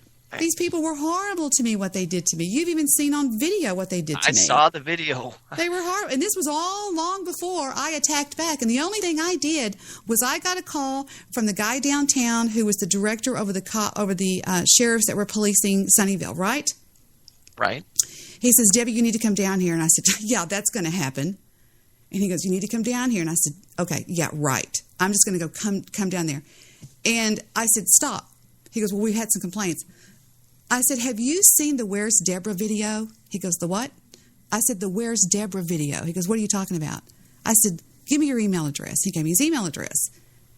Well, I found out 2 weeks later that 2 of them lost their badges and their guns for 2 years. That's all I did. That's all I did. All I did was I just turned over the Where's Deborah video. When they came, they pushed my daughter out of the way. They busted through my door, and they looked at Stephen, who had a camera right in their face, and they go, where's Deborah? They illegally, they were so, Steve, they were so wrong. They ran, and for those of you who don't know, I watched this video, and they went through the entire house. Yeah. Room to room to room. And I said, and the second time they did it, they were looking for, what was the fake thing they did that time? They were looking for... dead bodies. Wasn't it a suicide call-in? Wasn't that the time or no? Some bullshit like that. And I said, excuse me, Deputy Dog, you're not going to find a dead body in that drawer. And for those of you who don't think that she fucking stood up, and I will give you all the credit in the world, Debbie was right in their face like, no, you're not. You're not going in that room. The hell you are. Because I'm not going to be abused like that. And they thought they were just going to roll all over me. And I thought, no, you're not. And so I was like, it's like, she's not. She is going, these guys are, 6'4", 300 pounds, full armor, like around her, and she's like, "The hell you will? No, you fucking won't." Like, who says that? And I guess the time I barricaded myself in the maid's bath in the maid's bathroom, which is a double. There's a door that leads into the powder room, and there's a door that leads into the wet area, and I had them both locked, and he was going, "Open the door." I said, "I'm not opening it, Taylor." I said, "I'm not an idiot." I said, "Go out of my house." He goes, "I'm going to break down this door, Debbie." I said, "Break it down. I don't give a crap. I'm not going anywhere with you on a fake warrant." They had said that they went nuts, Steve. They went nuts after this. They made up fake warrants. They went to a judge in Garland and got fake warrants, and then they would just say, "We have a warrant for you." I said, "For what? I've never done anything in my life. What are you talking about, a fake warrant?" And so at that point, I got mad at that point. I thought, okay, this is war. And so they think we're going to win. Well, no, what do you won? You're the one that's still chasing after me. I mean, whatever. Yeah. So there. A little nuts. I talked about it again. How about that? And I'll keep talking about it if you don't shut up and go away. I mean, what point of it's over can you not get over? I mean, you talk about holding grudges. Jesus Christ. And I didn't even do anything. All I did was I sent Lockman. All I did was send Lockman the tape. That's all I did. I didn't file a complaint. I didn't do anything else. I didn't do this. I didn't do that. All I did was I sent him the Where's Deborah tape, and boom. He was like, what the fuck? Do you know that I could have sued the Dallas Sheriff's Office for that and probably never had to work, or my family, a day again the rest of their lives? Yeah, I imagine you could have. And the question is, why didn't you? That's what everybody asked, including my attorney, who basically turned on me because I wouldn't let him do it, because I knew that we were going to stay in that town and that they would make life miserable for my children, which they did. Because one time, I could go into example after example after example after. My dog showed up poisoned. I mean, these people are ruthless. For nothing. I mean, you would have thought I killed one of their kids or something, or that I burned down one of their houses or some shit like that. So what was okay, hold on. What was their justification? What was their rationale? I mean, they don't just go after somebody unless they feel like they've been hurting or harmed in some kind of way. I mean, did they ever explain to you why they were so pissed at you? You tell me, what could I have done to sheriff deputies? I don't know. Again, how would I know just that? Give me an example. You could have slandered somebody on the radio. You could have did something on your show and said something negative about a politician that they're comforting or watching. I wasn't even on my show at the time. This was long before Blog Talk Radio. Yeah. I don't know, Deb. I do. Oh, you do? Mm-hmm. They're vindictive. And I've done research on it, extensive research on sheriff's offices, and that's who target people. That's what they do. They target people. It's called, if you look up sheriff, deputies, and firemen targeting citizens. It's very common. Citizens, I don't know how to spell it. Anyway, it's pretty common out there. They target people. I wonder why. I mean, I like I said, how did they get your name? Why did they get your information and go after you in such a way? Because obviously they were going at you. I wish your attorney would have got his fucking teeth into him. Well, it's not too late now, is it? Well, statute of limitations is 7 years, right? On a civil matter? They don't target people like drug dealers or things along those lines. They target people that it's pretty wild. It just you can find, you just Google it. Okay, you asked me to figure it out. Okay, did Vic do the bail on one of the guys that they didn't want to get out, and he got out because Vic was able to, he had a legal right to do it? No. Was there a correlation there that would directly connect law enforcement with you? It had everything to do with the fact that of the Where's Deborah video. And they got because I didn't even know that Jax and Taylor they got their badges removed and their guns taken away, and they got put on whatever you want to call it. But I found out from Tyler. Tyler came back and he goes, "Well, you aren't going to believe what happened." I said, "What?" And he says, "So-and-so and so-and-so, I know their names. So-and-so and so-and-so got put on suspension." I said, "What? Are you fucking kidding me?" And they were like, "Yeah." Yep. Right there, you won the case. If that happened, then you won the case. Well, their lawyer must have been salivating. There was a website called they contacted me. They actually, I can show you where they contacted me back on. If I went through my AOL emails and found it, they said, "We have heard of your situation." Somebody contacted them and said, "You won't believe." And there have been people that have had you. Hey, for example, the Dallas Sheriff's Office. Let me show you what another thing that they did, which is absolutely horrible. I showed this to Sonny one night. They targeted this one kid on a motorcycle because they wanted to get all the people that he was involved with. And they did this deal right... Where is it? I showed it to Sonny one night. It was... so they went after him in hopes to get everybody that he was affiliated with. So he sued them and got a check for, I don't know how many millions of dollars. Yep. And There's a lot of corruption. There's so much corruption out there. Good Lord. You have no idea how corrupt Dallas is. You got so much power. Well, I don't think just there, certainly. Dallas, but see, Dallas is the only one I know about. Dallas is so freaking corrupt. Right. I can't believe it. I don't think Chicago is. I don't know if it's as corrupt. It's just so freaking big that I don't know if you'd know it. Where is that video? It was on Interstate 35. Let me see. I'll put in I-35, and I'll just put in motorcycle. See if I can show you this real quick. Yeah. Motorcycle gang. No, motorcycles killed. Motorcycle gang. Blah, blah, blah. I don't know where it went on the... I don't know where it is. There's a lot of videos. Good Lord. Yeah, it's pretty crappy. Oh, James Westbrook. Thank you. James Westbrook against... Thank you, Sonny. James I'm using one hand because I'm cold. Westbrook, Dallas. One finger typing here, boys. I can't type that fast with two hands. I suck. Here it is. Watch this. Watch this. This is 35 North. And they were protesting the no helmet law that had just been passed. You have to ride a helmet now.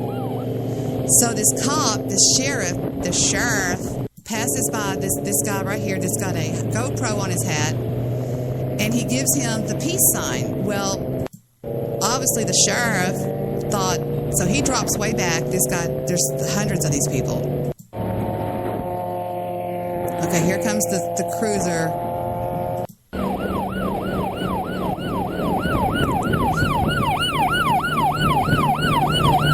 And right back here, when he passes by the sheriff, he just gives him the upside down. Here he is, and he gives him, so he pulls him over, and this is what happens. Individually, how can you pull me over? And the reason you're being pulled over is because I'm going to take your camera, and you're going to use it as evidence in the crimes that have been committed by us. We're going to take your camera and use it as evidence in the crimes that are being committed on Interstate 35, which was just like no lane, changing lanes without a whatever. Committed any crimes, and you can't take my personal property from me, sir. Okay, that's fine. You can see your license. Oh, I didn't do nothing wrong.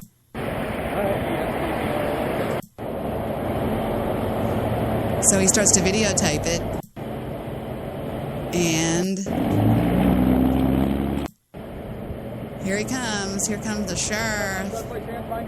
For what? You're under arrest for your license plate being obstructed. Place your hands behind your back. Are you kidding me, dude? Place your hands behind your back. Place your hands behind your back. Are you kidding me? You understand me? Whoa, man. Hey, shut up. Place your hands behind your back. Yeah, our little sheriff had a good look at this, and she was like, "What the?" And this is basically what happened with me. I mean, they were bullies, just horrible bullies. That's just total bullshit. But see, my mother told me one thing: if you ever have a problem, go over their head. Go over their head. Yeah, so but in the interim, you have to be as polite as that kid was being. That kid was being completely polite. Steve, I was polite too. I tried everything. The first 47 times, I was, what are y'all doing?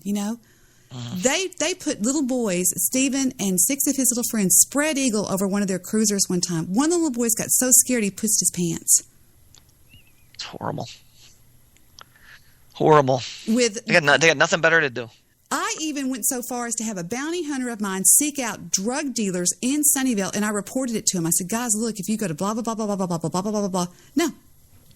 Nope. Mess with skateboarders. That's it. Yeah, that's what it was. It's a lot easier. Until one of them lost their badge, and then somebody was coming over to Heather's. See, they thought that I was this big drug-dealing mom, that I was passing out drugs to all the kids and shit. And I was like, what? Give me a break. Passing out drugs? Are you fucking kidding me? They were like, well, all the kids like to hang out at your house. I said, I don't care. It's because maybe I'm nice. You're just... One thing I did do that was ugly. I will say this. They came over to the house one day because the boys were riding their bikes behind the house where the new addition was going in, and there was no houses there. There were just all these streets, which was was a dream come true to these boys. Stephen hung out with the valedictorian, who was Tyler, a doctor's son that was, his name was, what was the blonde-haired guy's name that took the shots for, I always made sure he had his insulin. He hung out with Brady, who was an Eagle Scout, who had me come to his dedication ceremony. Those were all he was running with, these really smart kids. Well, they called me and they said, Mom, they're here, the sheriffs are here. And I said, well, just come back to the house. They all came back to the house, went upstairs. They pulled all their bikes in the garage and closed the garage door, and they were all upstairs. And all of a sudden there was, I said, here we go.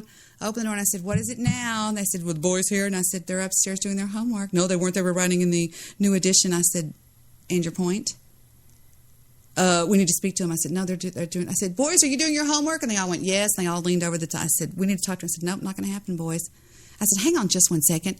And I closed the door and I went back. I said, oh, I'm sorry. I just made your yearly fucking salary. And I was, at that point, I was to the point that I had had enough and I was going to be shitty. And I became crappy to him. I told him, I said, you know something you remind me of? You remind me of one of those men in the song by Pink Floyd. You're going to remember this, Steve.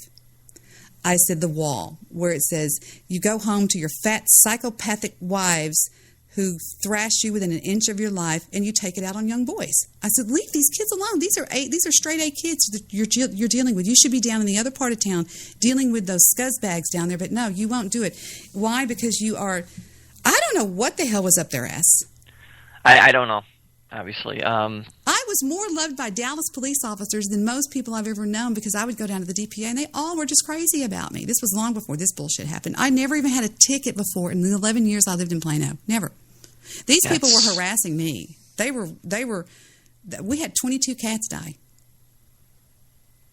22 cats? 22. You want their names? You want their names? No. And every dog. So you tell me. I don't know what the fuck was going on. But see, we backed up to 70 or 21 acres of thick brush that was never to be built on ever, ever, ever. And so it was an easy way. They surrounded my house one night, Steve, for 5 hours because Heather was having a graduation party. Yeah, fucking shit. I know. It's crazy. I'm trying to wrap my head around it. It's difficult too. Yeah, and they were out there. Every one of them they were on the side in the alley. I've got videotape of it. I mean, we've got all these records of it. They were in the front with their spotlights on the house, and they were wanting one kid to leave that was drunk. And I had them all sequestered in the master bathroom. I mean, I had cheerleaders. I had star football players in there. They're like, "What's going on?" I said, "They're wanting y'all to leave." And here's what had happened: the party that I had agreed to let them have a keg, but I said nobody leaves, and I had all their keys locked up in my safe, and all of their mothers had been telephoned. There was only about 30 of them over there. Every one of them had been sequestered for the night. But somebody let it out that they were there, and I said, they're not leaving. Y'all can stay out there all night. I don't give a fuck what you do. But that's the harassment that I got. So, I mean, I can't even put anything in their defense, obviously, other than if their vicinity, they're sheriffs, though. Sheriffs, they got the whole county, right? They wouldn't just have your neighborhood. Like in Chicago, there's zones. Like I live in a certain zone. I don't live in Chicago, but there's 40 different zones in Chicago. Those police officers have to stay within their zone unless they have to cross over for an emergency. Steve, you're confusing police officers with sheriff deputies. That's what I said. If it's sheriff, they don't have a jurisdiction. Police officers are trained extensively in anger management and how to subdue situations. They almost killed Stephen one night. Not beating him. God help them if they ever beat one of my kids. They arrested Heather on a fake warrant. There's no record of it anywhere. None. And they did it. They became obsessed with me. And I was like, go away. I was like that. I was like, go away. What are y'all doing? Go away. I can't help it that you screwed up and somebody lost their badge or something for a year or whatever. And it was really it's not somebody you want to have on your shit list. You know what I mean? Because they got endless resources to cause your life difficulties. So. Yeah, but they don't understand the recordings and the cameras that are posted outside. And by the way, boys, good job on the tower behind the house over here. I thought that was kind of interesting. And I'm not stupid. That's their only problem is I'm not stupid. They can mess with some stupid people. But don't know why they have a vendetta over you. I don't know why they would have that. I don't know either. I think they just did it just for the hell of it. I don't really care. I mean, I still live my life like I normally would. I mean, but do you get pulled over when you like drive around? Have you been pulled over unnecessarily? Some bullshit like that? Nope. I don't break the law. That would be a way to just drive you nuts. Getting pulled over and over and over for nothing. I don't break the law. Making up shit. Yeah. I mean, it's weird to me. I don't know. But when the strangest thing came over me, and I never do this, when I heard that voice, I thought, Jesus Christ, I've heard that voice before. I first thought it was Brown Beasley. I thought, that's Brown Beasley. And I thought, no. Really? Yeah, it sounded like Brown Beasley. And then I thought, no. Listen to the voice. Listen. I have to plus this and get it bigger. I'm sorry. That's not obviously. But I'm saying, listening to this voice, I thought, I've heard this voice before.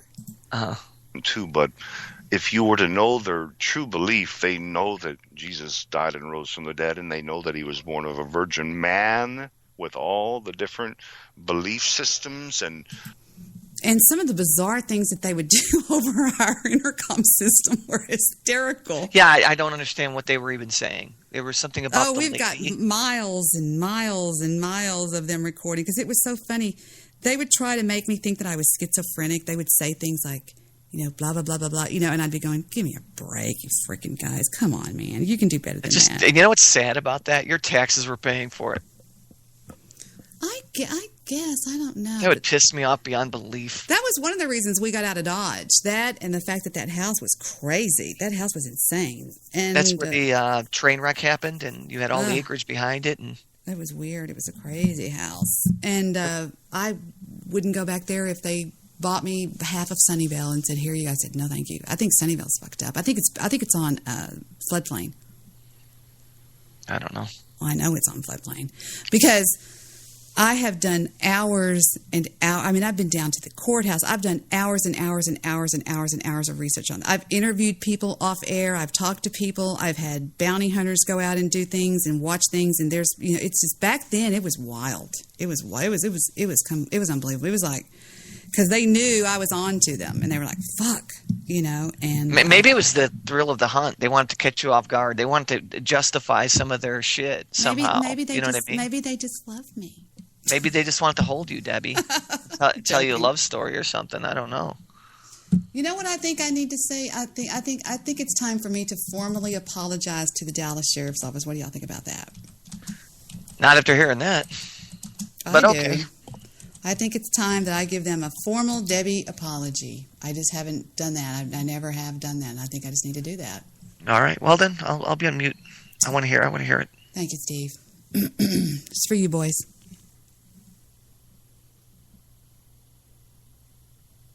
In the key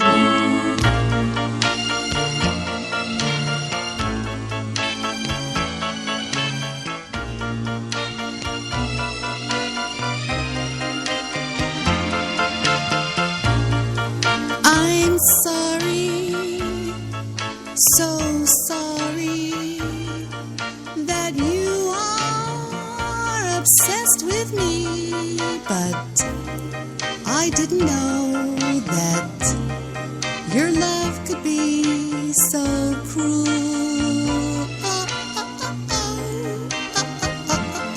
Now, when I last saw the tall one with the blonde hair, he said we are letting bygones be bygones, but I also know that a couple of you that are retired are kind of bored.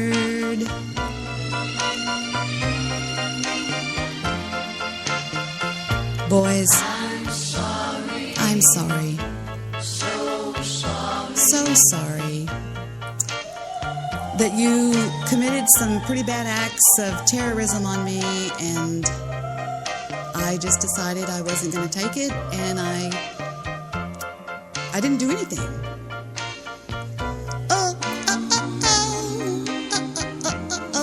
Now, by the way, boys, I still have your radio that one of you dropped behind the house over there that we lived in, and I'd be happy to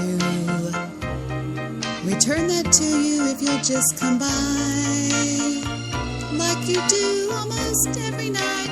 Anyway, love you, boys.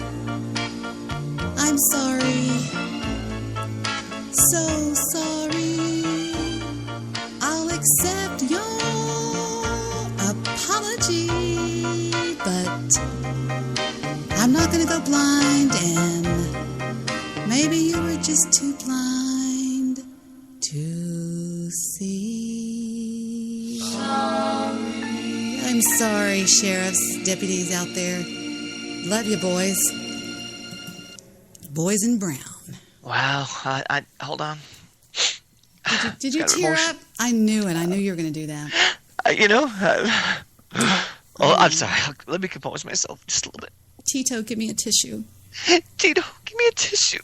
Tito, Jermaine, stop teasing. Yeah, it was So heartfelt, yeah, that. it was funny because there's something else. I'll tell you what. You know, and I'd probably love the guys if they would just give it up and let's just all get along. Have some Grey Goose vodka and let's just cheerio, pip pip, and all that sort of rot. You know what I mean? You're interesting when you drink, by the way.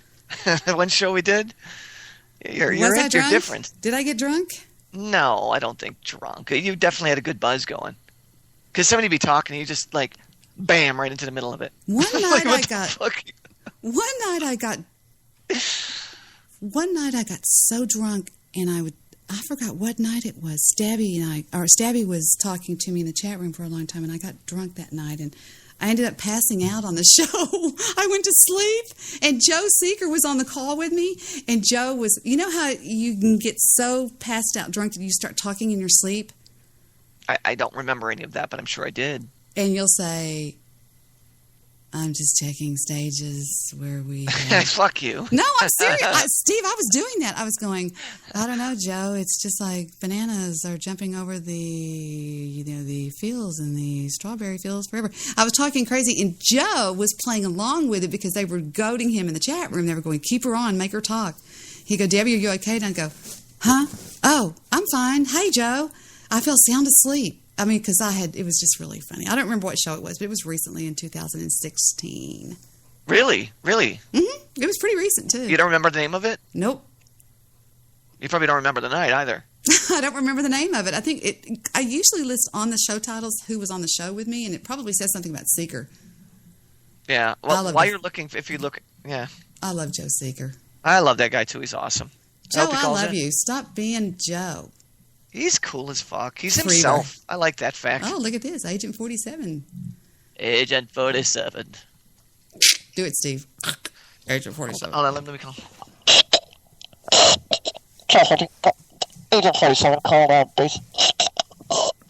Yes, this is Agent 47.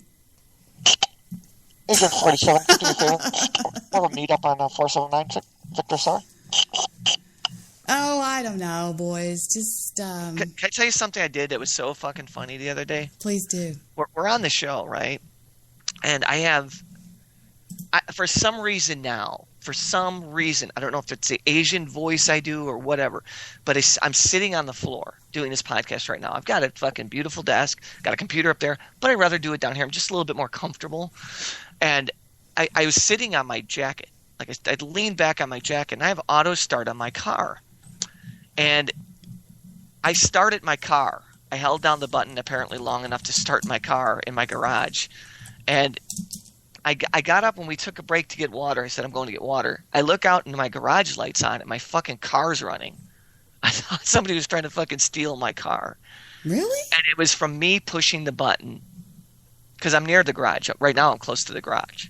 Steven has one of those. He can start his car, but his is loud. It's a diesel. It's like, and he starts it sometimes on the cold mornings. It's funny to listen to. You can't hear mine. Mine's a Lexus. You don't hear that fucking thing running unless you're in it. Did you know that it's actually a Nissan? It's a Toyota. Toyota makes Lexus. What? Yes. I have a Toyota engine in my Lexus. You know, the best car I ever had was a Nissan, not a Nissan. It was a Toyota Avalon. Those are nice cars. That's the nicest Toyota I think they ever made. But I gave it to my nephew to drive his entire senior year. It's a 2-door coupe. It's beautiful. They usually came in diamond white. Hey, Sleep to God's in the chat room. What? Hey, what are you doing, Sleep? Hey, what's up, Sleep? See, Nana Boo Boo. He says Lexus isn't Toyota, Steve. Lexus is Toyota. I'll go take a picture of my motor and it says Toyota on it. You got a MacBook you got a MacBook Pro, Sleep? Excellent for you. Cool. I like Steve. I mean, I like Sleep. I'm sorry. I like you too, Deb. I do. I like Sleep. Sleep is cool. He's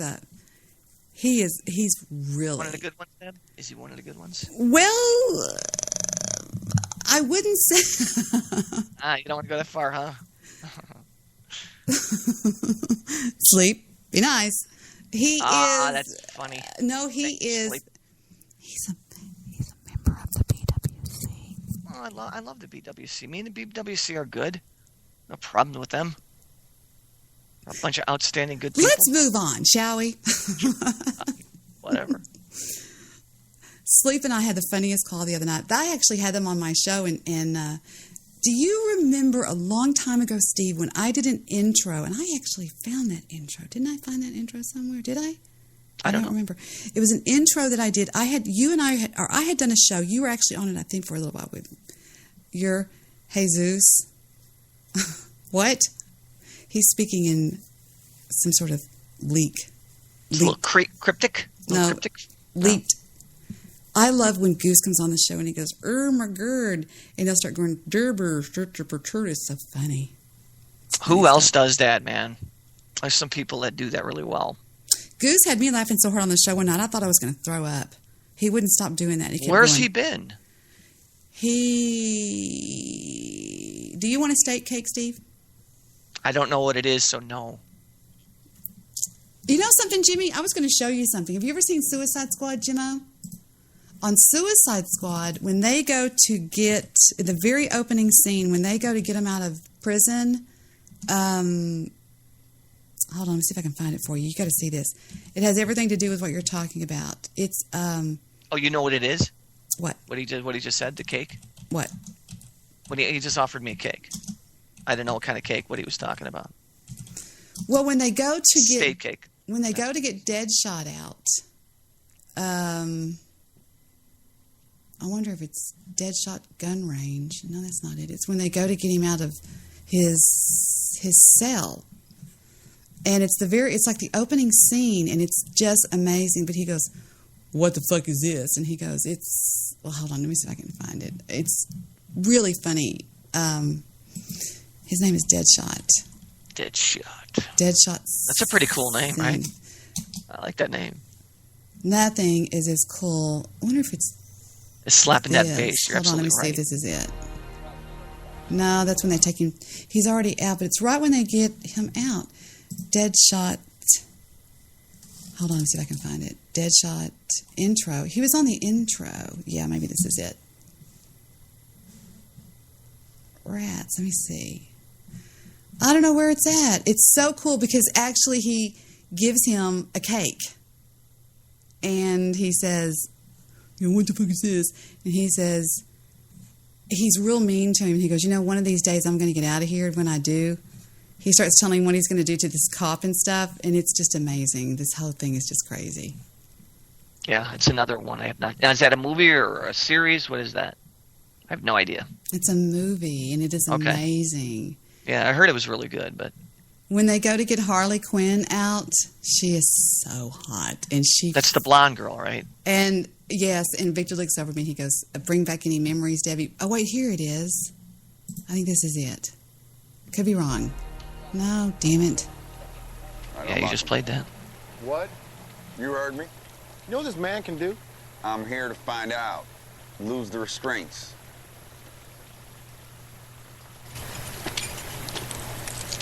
Hey. Was this, cheerleading tryouts? Let's go. Let's see what you can do. They say you never missed a shot. Prove it. He goes, "You are going to trust me with all these guns?" Is somebody calling on Skype? Jimmy's calling. Hang on just a second, Jimmy. Hang on just a second. Hang on. I wish I could find the part that I'm looking for because I would love to show it to Jimmy. But when they go to get Harley Quinn out, it is amazing. She fucks with those guys. Oh, she's really gothic looking from what I'm looking at. Is she not? She's gorgeous. She is beautiful. Her name, she plays a character named Harley Quinn, and it's amazing. Whenever she comes on, it's the song, "All my friends are heathens, take it slow." Wait, and when they go to get her out, they're like, "Now you promised you were going to be nice." And she's really mean. She looks like she's tough. She's Joker's girlfriend. Yeah. Here she is. Watch.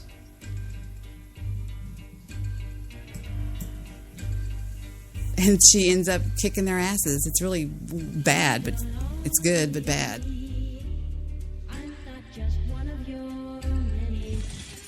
You gonna come down from there or what? Yeah, look at you. You know the rules, Hotness. You gotta keep off these bars. On these bars? Yeah, those bars. Oh my God. You are really in bad shape upstairs, lady. Alpha 1. Hit her.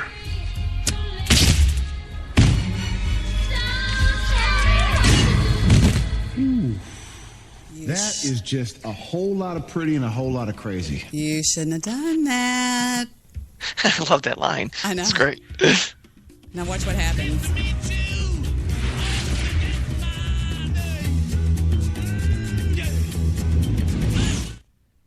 Harley Quinn.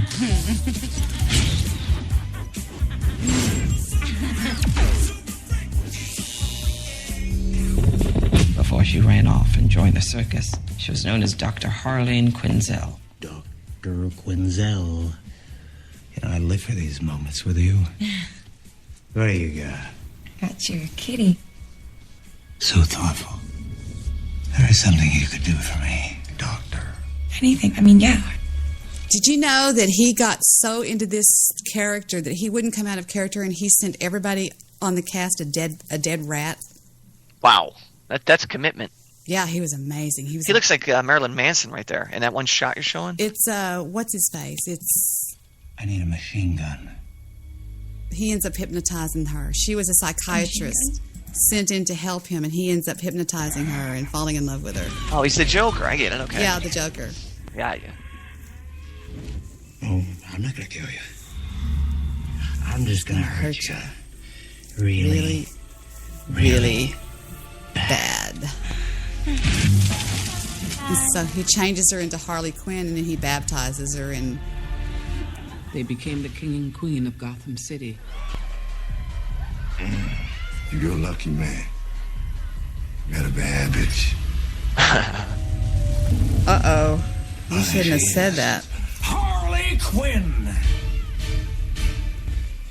Oh, kinda daddy. This is a horrible video, but the Suicide Squad trailer will show you what she's all about. We used to watch this on my show all the time in 2016. I went to see it, and it was unbelievable. It was really crazy. Where's their let me show you the trailer. It's got all the good songs on it. You know, the one that Jet does, all my friends are heathens, take it slow. This one is a good one right here. This will tell you what it's all about. Is this the real life? Let me have you, Donald, please. Let me have you, brother! Is this just fantasy? Come on! Caught in a landslide. No escape from reality. I want to assemble a task force of the most dangerous people on the planet. They're bad guys. Worst of the worst. Open the gate! My time has come. Send shivers down my spine. What's this, cheerleading trials? All the time. Hi, boys. Goodbye, everybody. Deadshot. Guy shoots people. He's a crocodile. And he eats people. Burns people. You're possessed by a witch. And she's just crazy. What was that? I should kill everyone and escape? Sorry. It's the voices. I'm kidding. That's not what they really said. This is the deal. You're going somewhere very bad. Whoa! You do something that'll get you killed. Let's go save the world. I can't wait to show you my toys. Mamma mia, mamma mia. Mamma mia, let me go. Let's do something fun. For me, for me.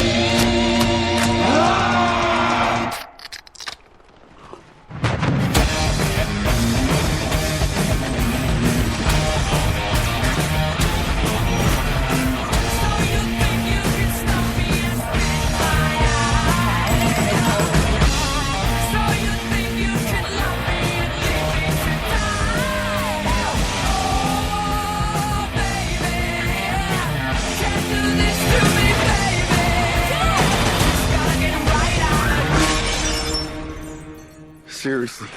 The hell's wrong with you people?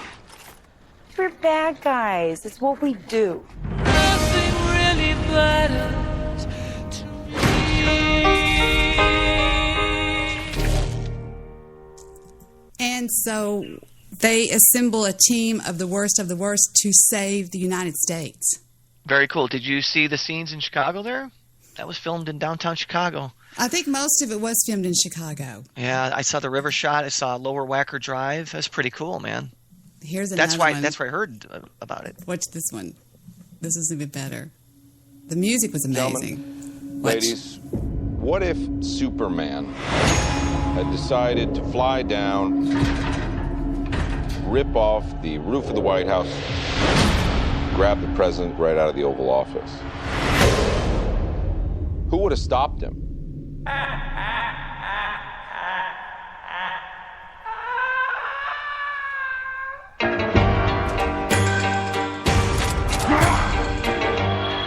I want to build a team of some very bad people who I think can do some good. Y'all jokers must be crazy. I'm not just one of your many toys. What? This is the deal. You disobey me, you die. Try to escape, you die. You got a boyfriend? You irritate or vex me, I'm known to be quite vexing. I'm just forewarning you. you die. If they get caught, we throw them under the bus. What a ride! Let's play. Come on, got something better to do? Light it up! I love this guy.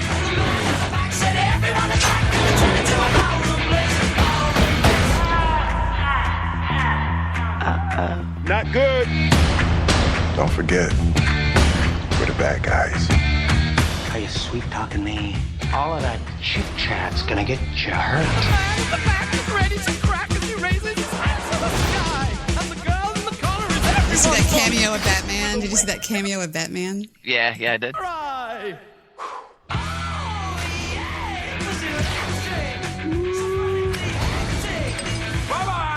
What you gonna do? You wanna see something? Yo, y'all wanna see something? Yes, I wanna see something!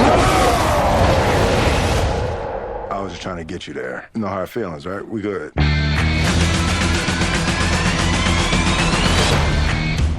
What you having? Beer. Whiskey. What am I, 12? How about you, hot stuff? Water. That's a good idea, honey.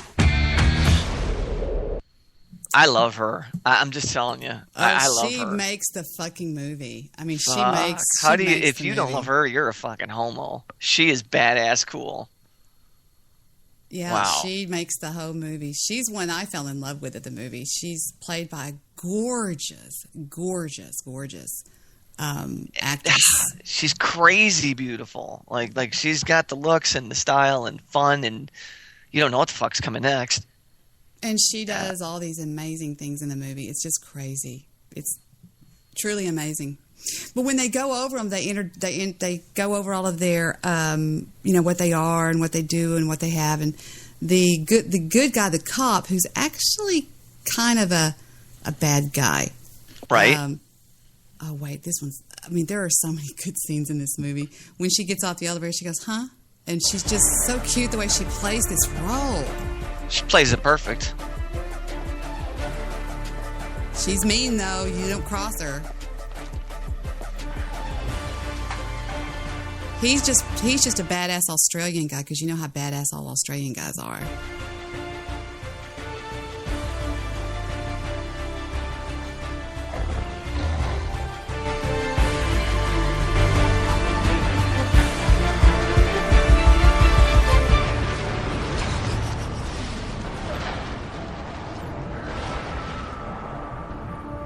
We think that thing's a weapon. Here, lower.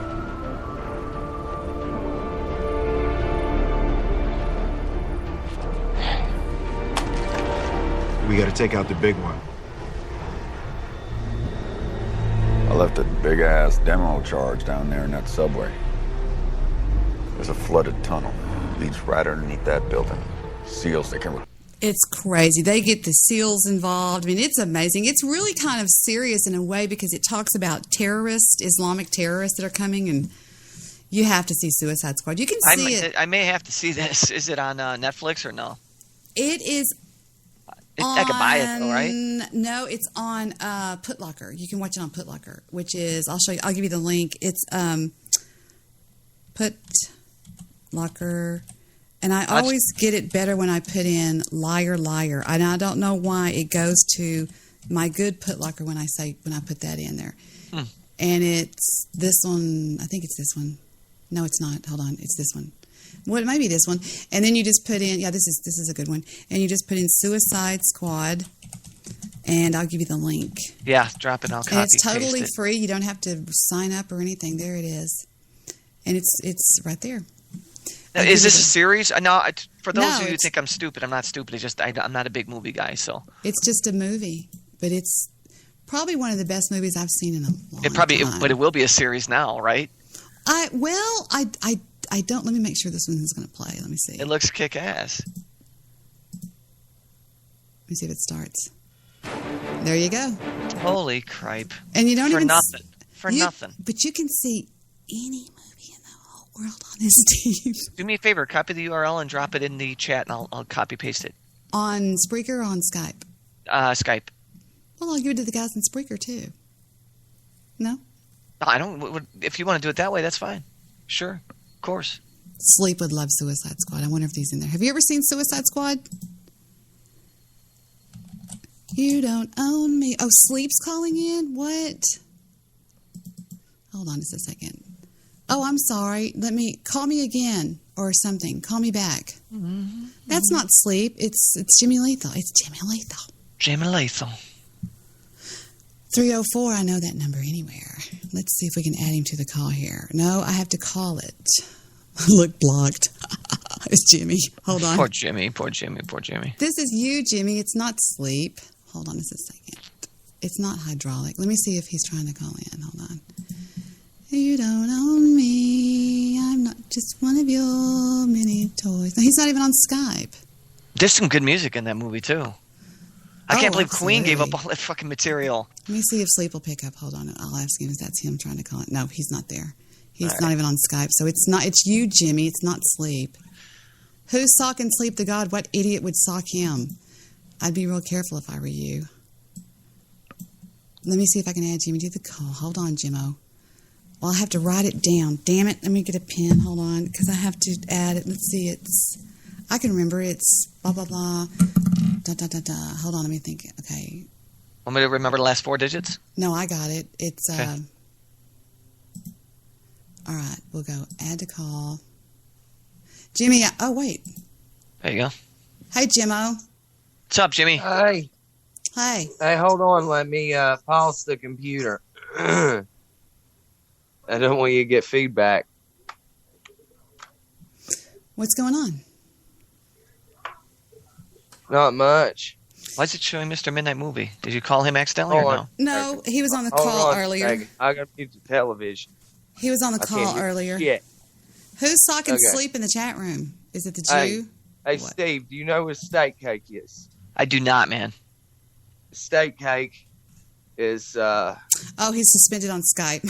You can call me on this number, Sleep. Let me give you another number. Hold on just 1 second. Let me give you my Google Voice. Y'all would love Sleep to God.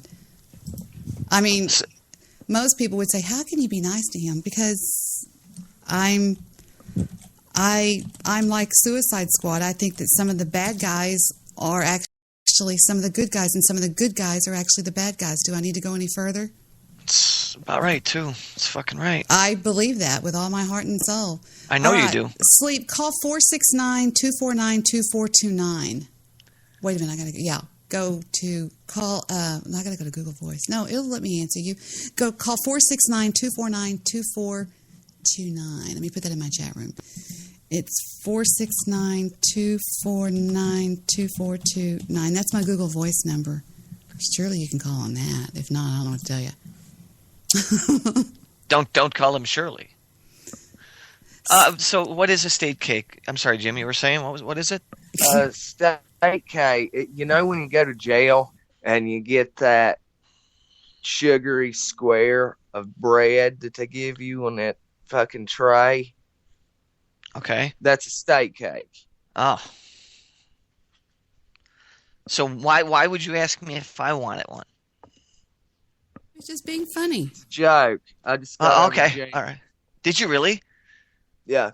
You're just locked up for I ain't gonna ask for Christmas in jail. Fuck you, really? Yeah. It's That pretty sucks. fucking guttural, you know. See if my Google The Voice will go guards, through. they Hold wouldn't on. even give me a mat to sleep on or whatever. So when I first went into the cell, I didn't even have my fucking mattress. I had a fucking tray of bologna sandwich to a dude who had an extra one to get a fucking, just to get a fucking mat. Jeez. How long have you been, man? Hold on just a second. I'm having trouble. I have to go to call. From the 23rd to the, till just yesterday. Bet you're happy as shit to be out. Yeah, I am. I had Christmas belated this year. Yeah. I had Christmas last night. Yeah, well, trying to Merry get to Christmas. I'm trying to get to where I can receive a call on Google Voice. I have to call somebody that And takes me to that Me other and my screen. brother prank called the shit out of a Walmart. Yeah.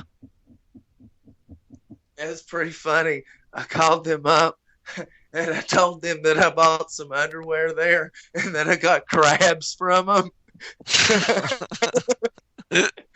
I don't think that call lasted very long, did it?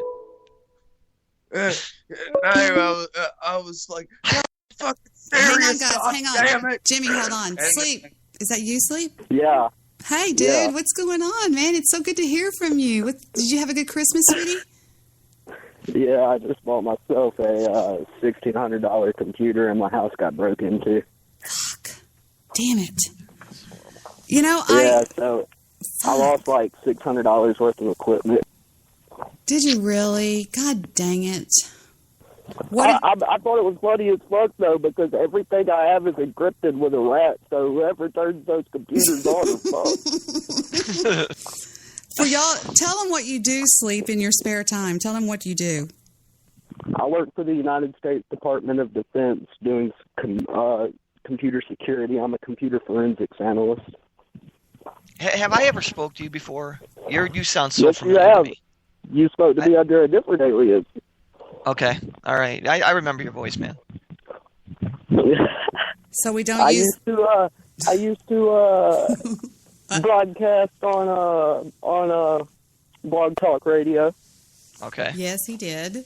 He did. My username's Van from Chat on Blog Talk Radio. Van from Chat. I was the guy that personally made Ghost quit the internet. This is him. Shit. This is the one that did it.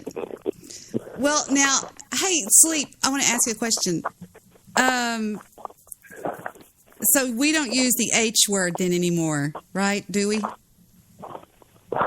Well, yeah, but they don't know I fucking have an online alias. They don't know anything about my online life. And I've never told anybody a thing about you, and I never will. I take things to my grave.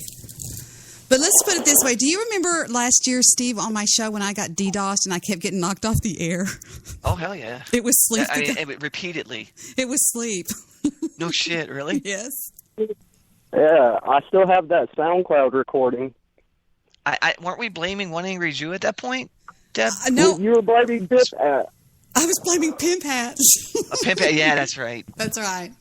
That's right. That was when I had like a 600K IRC botnet. So you were bombing the shit out of her. Yes, he kept knocking me, and then he comes to my chat room and he goes, "How are those packages working, Debbie?" And I was going, "Fuck you!" I was so pissed off. Oh my God, you were raging, Deb. Yeah. Email me packet@yahoo.com, yo. Don't even tell. One of them is Russian. What is it?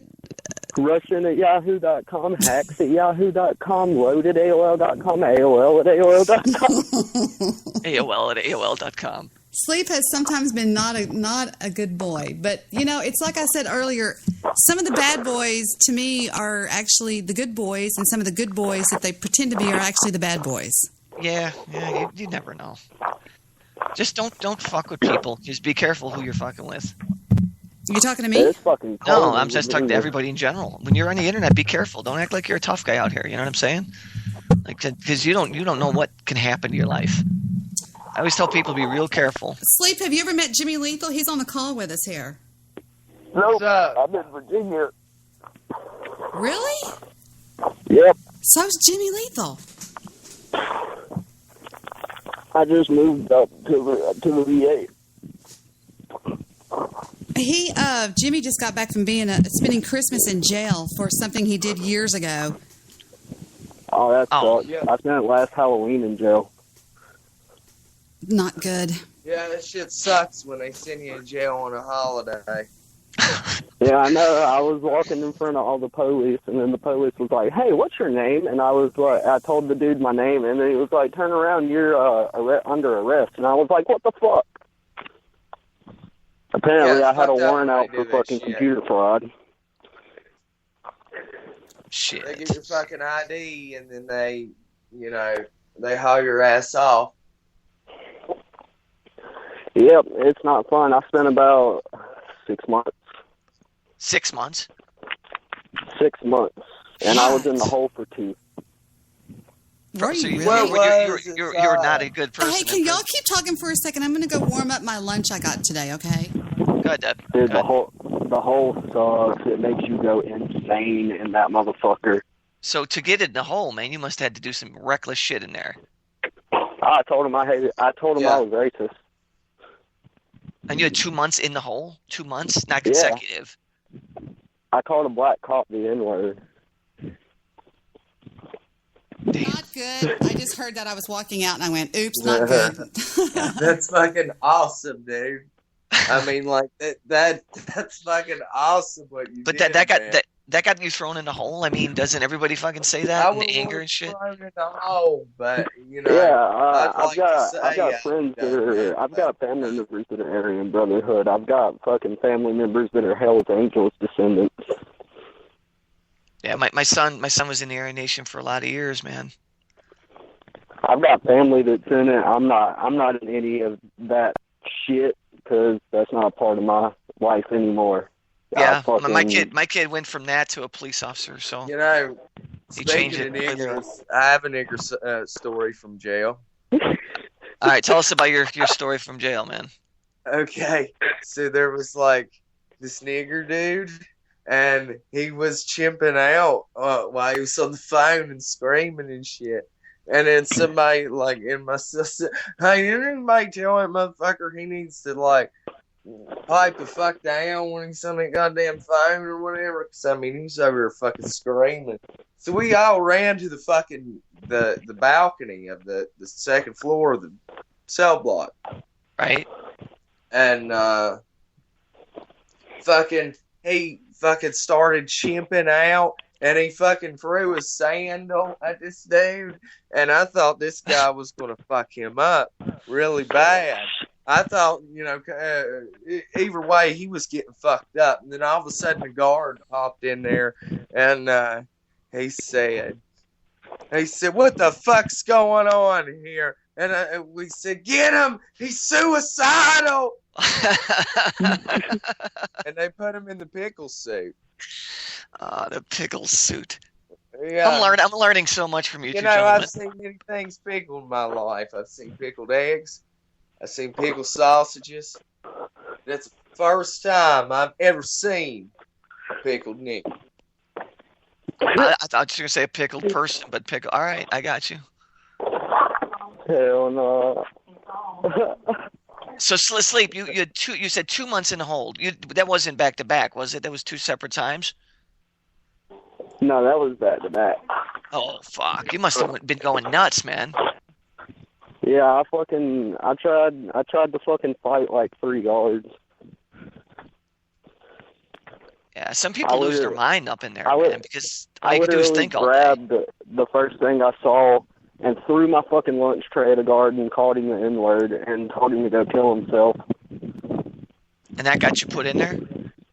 Yep, they were not happy about that. And then after 2 months in the hole, I got out after 6 months. And then after 6 months, I was 2 years house arrest. So you what was the original charge? Was how many months?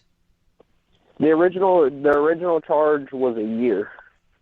So you got that broken down to 6 months, and when you I went got it in, broken, you didn't get I got it more broken time to for 8, but got out on 6 due to behavior after I spent time in the hole. Okay, so you straighten up your act there and realize, fuck, I'm never gonna get out of here unless I straighten up. Because my son, after doing that shit just fucking drives me insane.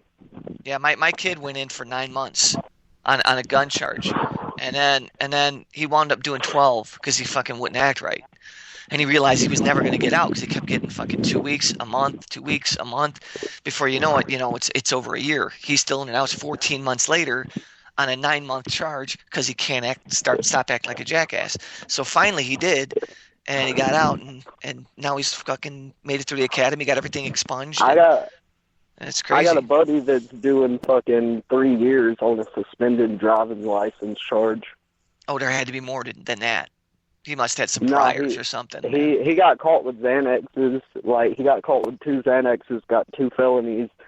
Got caught driving without a suspended license 3rd time, and he's doing 3 years in prison. Yeah, so they got him on some prior shit. They got him on 2 felony possessions of controlled substance. Yep. F1, so that sucks. And three times he was stopped without a valid driver's license? 3 times. What state? Georgia. Yeah, that's it. That'll do it. Georgia has the absolute worst fucking laws. They're harsh as fuck. They have the most bullshit ass laws ever. Yep. They don't mind throwing you in there. They don't mind it at all. No, that's why I moved the fuck out of Georgia and said, fuck that place. Yeah, dude, in Chicago, where I live, where I grew up, I don't live there in Chicago right now, but I'm just saying, like, you can get pulled over 7 times without a driver's license. You're just going to get ticket after ticket. You'll go to the station, you'll do fucking a night. I know people that have, and that's it. You're out the next day. People, I three got a buddy DUIs, that lives up 3 there in felony Inglewood. DUIs, and they're walking. So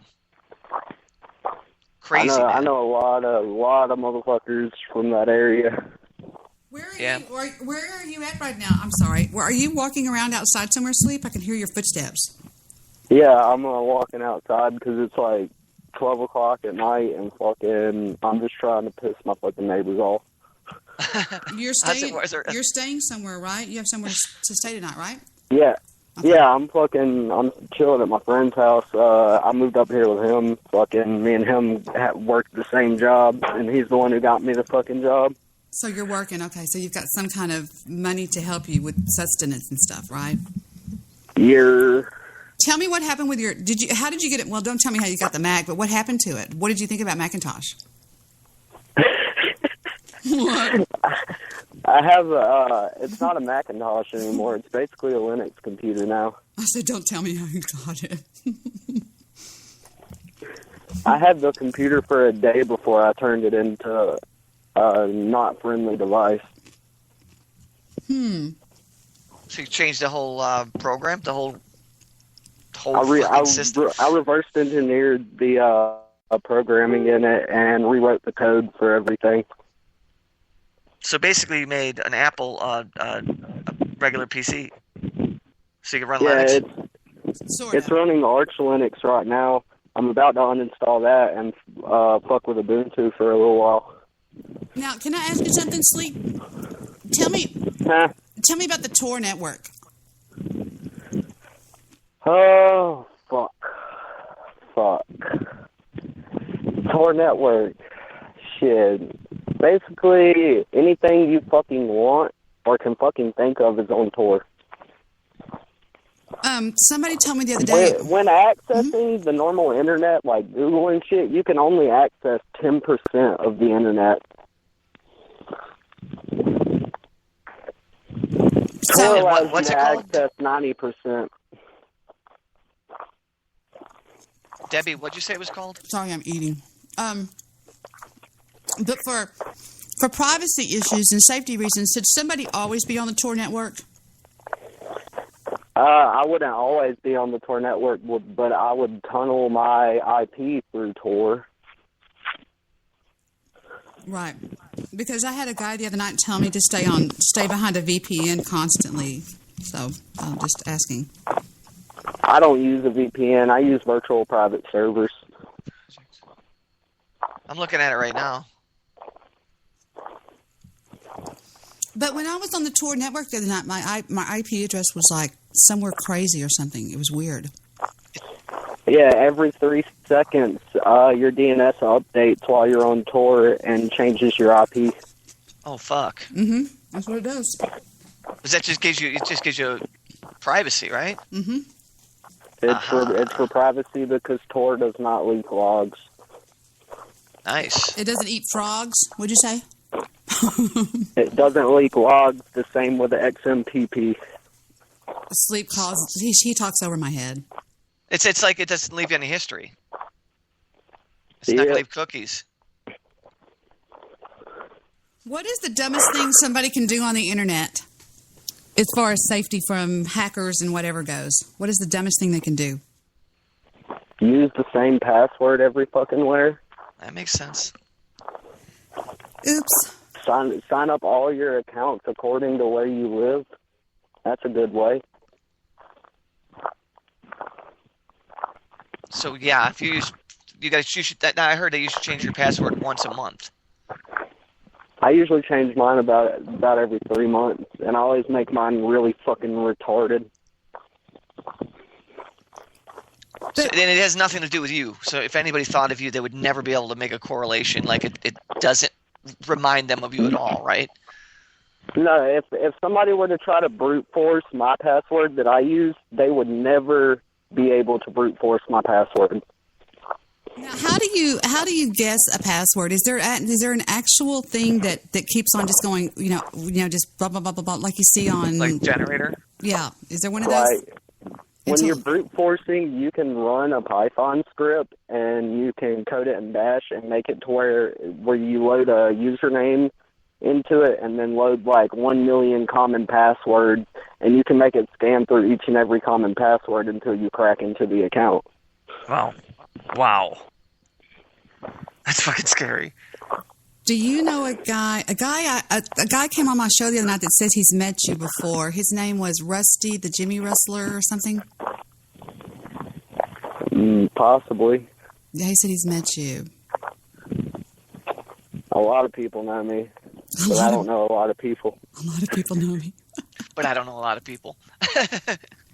That's good. I hate to get personal, but how are you doing with how can I put this?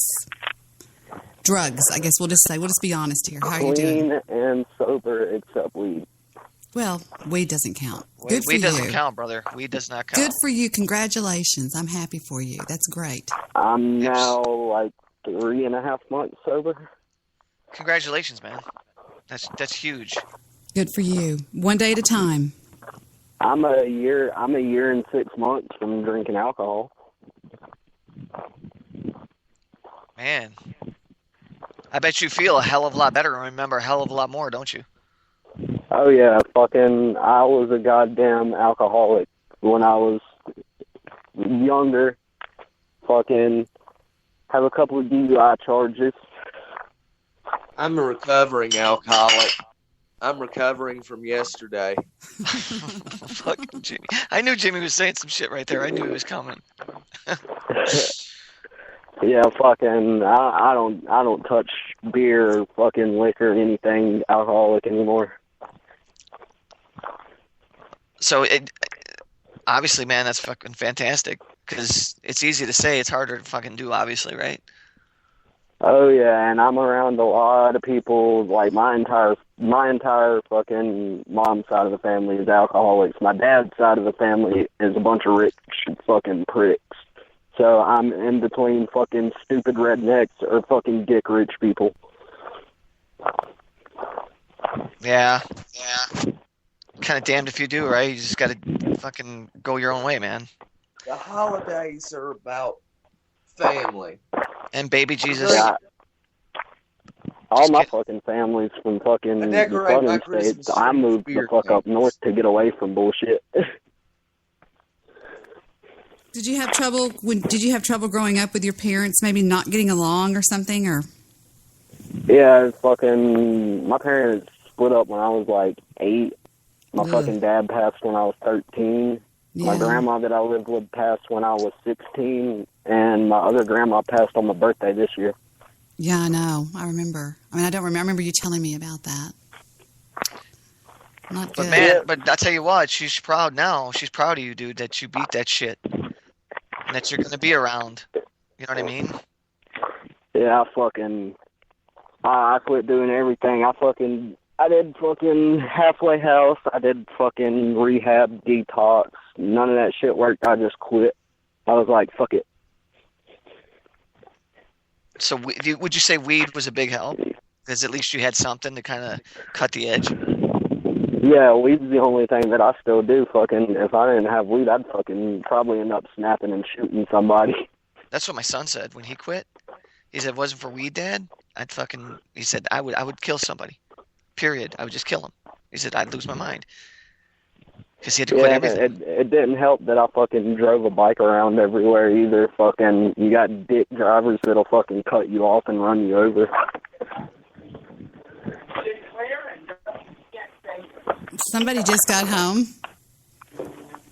Yeah, I walked inside. He's done pissing off the neighbors. Thanks for calling, Sleep. Yeah.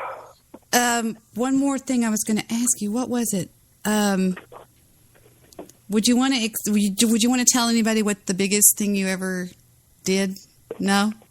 No? The biggest thing we ever did, me and a couple of my friends did, were when we rooted into Time Warner Cable and stole over 3 million SSNs. We also took SSNDOB.cc, me and Criminal and KMS. We also, me and KMS, found a blind SQL injection in Warner Brothers Records database, therefore releasing every signed artist, YouTube's, Instagrams, MySpace, Facebooks, and verified Twitters.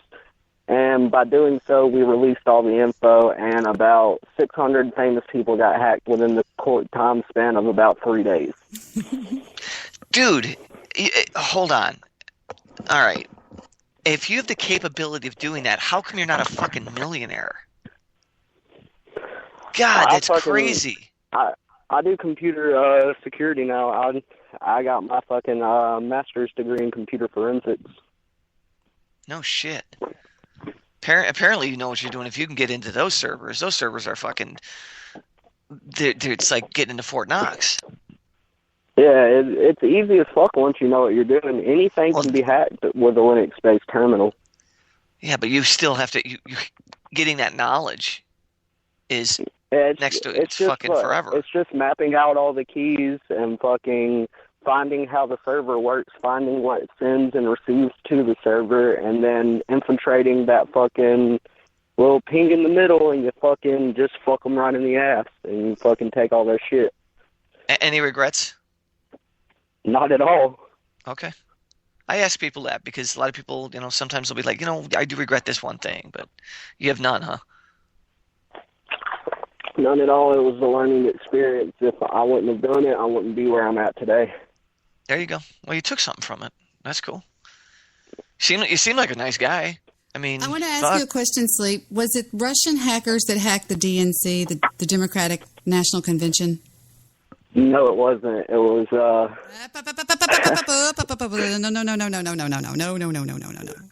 No, don't say anything. Well, don't say anything. Yeah, probably best not to. Yeah, you'll have black SUVs out in front of my house. Is it SUVs? No, you'll have it's Suburbans. You'll have the ghetto. You have the ghetto birds surrounding me. Exactly. Are they looking for Paul Wagner? Oh fuck me! I still have that original. I have that original audio of that. That's great. That's great, man. It was so, but the thing about it is Blog Talk Radio tried to get me to turn on you guys and turn y'all in, and I wouldn't do it. I took the fall for it. They said either turn in who it was, or you're off the network. I said fine. We had the BTR admin sitting in Debbie's chat for like a week straight. Mm-hmm. Really? Yeah. That red name. It was in red. Yeah, they were watching me. We were the reason that Goofy Bone got fucking 404'd. I wondered what got him 404'd. Nobody ever knew. He blamed me. Yeah, he did. It was me and affiliates that got Goofy suspended. We found his real dog. We started making him rage on Twitter when he'd do Twitter shout-outs, and we'd tweet him his address as he was reading the Twitter feed. Goofy got too full of himself when he had all that stolen money that he got. You know what I mean? Yeah, he did. He thought he was a big shot. We made his rap famous on 4chan. He's a nigger. Hey. Oh, he is. He's pretty bad. He talked about me for 2 years after that, saying, that fucking bitch. He did. He said you were the reason. You were the one. What did you say, Sleep? It was Debi Daly that got me 404. Yes, and I was going, no, I didn't. And then they started going, she got everybody 404, everybody on the whole network. I was like, no, I didn't. Fucking Debbie right. made Ghost quit. Debbie made Ghost quit? Did Debbie do 9/11? Yeah, you did. The Jews were responsible for that. All right, I'm sorry. I spoke out of turn. Well, I hope that you keep in touch with us here at the broadcast, and I'm glad you called in. And what brings you over to Spreaker tonight? Sleep. I was bored. You were okay. Just making sure there was all that was brought you over there. there's other various people watching. Excellent. Welcome to the broadcast, kids. Well, I like you. I got to know you over the past several months and what you do and what you don't do. And I've talked to people and they've told me things about you, and I like you. I don't have a problem with you at all. What? I think he's very real. He's real. He's not one of these fake fuckers. That's refreshing shit. Sleep. I just do shit for financial gain. You gotta eat, right? That's right. Financial gain. He knows I know what you're talking about. Every time somebody clicks my website in my Twitter feed, I get $2. Stupid motherfuckers. What? All right, I ain't gonna get into it. That sounds Sleep. I'm gonna let you off the horn here with us, and I'm gonna bid you if I don't talk to you, a happy New Year, and stay safe. And if you need anything, let me know. Just hit me up on Skype, and I'll be happy to do what I can do to help you out. And stay safe and be cool. Okay. Peace. Nice talking with you, man. Sleep to God, everybody. He's a cool dude. Tell me he's not a cool dude. What the hell? I forgot to ask him if he's seen Suicide Squad. Damn it! I'm going to drop that link in my chat room. I don't care what you say. What would I say? I don't care what you say. I never even dropped the link to you, did I? I think you dropped. No, you dropped the link to the place to watch it. Yeah, you did. Here is the link to watching Suicide Squad for free, if anybody wants to know. Cool. You don't own me, 1954. I like that music. That music went so well with that flick, with that trailer. DJ Bad Guy says, I was hoping that Debbie would talk about her prostitution arrest in 1954. You should, Deb. You should. Let's talk about it a little bit. I think he's got a point. Now tell us, where did they find you? DJ Bad Guy, look at that little face he just made. I have a fun face I like to make in my chat room. Let me show you my little face I like to make in my chat room, Sleep. You don't own me. I'm not one of your... I'll tell you the best song on Suicide Squad in a minute once I go back to this thing. Hold on, everybody. Hold on. Here it comes. This is my little face I like to make. Sleep the rat. That's the I don't give a fuck. What's up? What? That's what that thing says to me. Like, what? What? Yeah, I'm not even in a chat. I'm missing it, but they know what you're talking about. That's all that matters. Sleep the rat. Tell you about my. Yeah, you're. Did you get arrested for prostitution, and why? How'd you get caught? What did he say? 1954. funny. I love him to death. I mean, DJ Bad Guy Did you get a is. steak cake? I got a steak cake. I want one now. I bet you it tastes like shit. Oh, you know it does. DJ Bad Guy. DJ, it's a sugary bread. It's fucking. All right. You know that meat they give in there? It's shaped like a fucking dog turd. You know the canister those things fucking come out of it. It actually says on there not for human consumption. Oh, well, it's good. Good. My tax dollars could be going to better food than that. I'm thinking. I was going to say to DJ Bad Guy, you should call in. Been a fan of that guy from the beginning. I like this song from Suicide Squad. There's some cool songs on there. Here's the one. Probably my favorite is probably this one.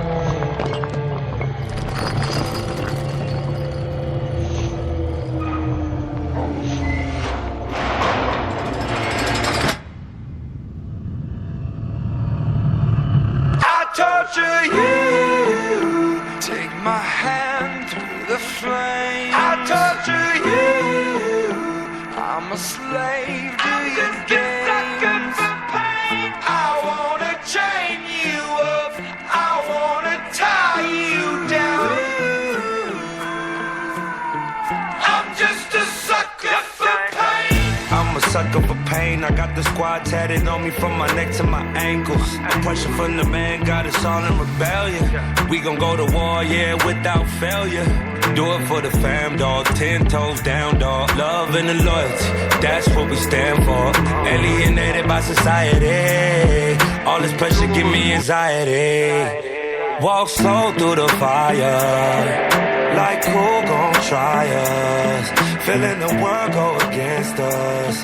So we put the world on our shoulders. I'll torture you. Take my hand through the flame. I'll torture you. I'm a slave to your games. I wanna chain you up. I wanna tie you down. I'm just a sucker for pain. I've been at it with my homies, it don't matter, you don't know me. I've been rolling with my team, we the illest on the scene. I've been riding around the city with my squad. I've been riding around the city with my squad. We just posted getting crazy, living like this is so amazing. Hold up, take a step back when we roll up, cause I know what. We've been loyal, we've been fan, we the ones you're trusting. Won't hesitate to go straight to your head like a concussion. I know I've been busting, no discussion for my family. No hesitation through my scope, I see my enemy like, what's up, hold up, we finna reload up. Yes, I reload up, I know what up, I know what up. I'll torture you. Take my hand through the flame. I'll torture you. I'm a slave to your games. I wanna chain you up. I wanna tie you down. I'm just a sucker for pain. Devoted to destruction, a full dosage of detrimental dysfunction. I'm dying slow, but the devil trying to rush me. See, I'm a fool for pain. I'm a dummy, might cut my head off right after I slit my throat. Tongue kiss a shark, got jealous bitches up in the boat, eating peanut butter and jellyfishes on toast. And if I get stung, I get stoked. Might choke like I chewed a chunk of charcoal. Naked in the North Pole, that's why my heart cold, full of sorrow. A lost soul, and only Lord knows when I'm coming to the crossroads. So I don't fear shit but tomorrow. And I'm a sucker for pain. It ain't nothing but pain. You just fucking complain. You ain't tough as you claim. Just stay up in your lane. Just don't fuck with Lil Wayne. I'ma jump from my plane or stand in front of a train, cause I'm a sucker for pain. Used to doing bad, now we feel like we just now getting there. Ain't got no other way, so we started and finished it. No pain, no gain. Never stand down, made our own way. Never going slow, we pick up the pace. This is what we wanted from a young age. No emotion, that's what business is. Lord have mercy on the witnesses. Take my hand through the flame. I torture you. I'm just a sucker for pain. More pain got me begging, begging, begging, begging, begging, begging for more pain. Got me begging, begging, begging, begging, begging, begging for more pain. Got me begging, begging, begging, begging.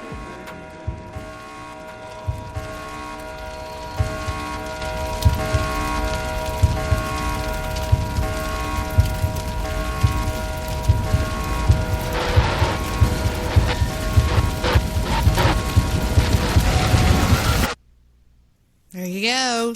That is Sucker for Pain with Lil Wayne. Whoop, hold on, it went away. Featuring Wiz Khalifa, Imagine Dragons with Logic, and Ty Dolla $ign. Featuring XAM too. I've never heard it. It's pretty good. It's interesting. It's a nice song. I heard Imagine Dragon a little bit in there. I heard Lil Wayne. The rest of it I could not make, but that's pretty cool. That's from the movie as well, you said? And now it's time for our prank phone call for the night. This is the insane car shipping meltdown prank, and this is so freaking funny. I got to show this to Steve on my webcam. I mean, I'm on my screen. You got to see this. I don't know, Jimmy. I think you can see it too. Jimmo. Oh, did we lose Jim? I don't know. I reckon we did. All right, We might have, yeah. Okay, here we go with our funny. Can you see my screen? I can. Okay. Yeah. With our funny prank call for the night, which is where'd you run off to? Right here. This is funny stuff. I love the animation. How can I help you?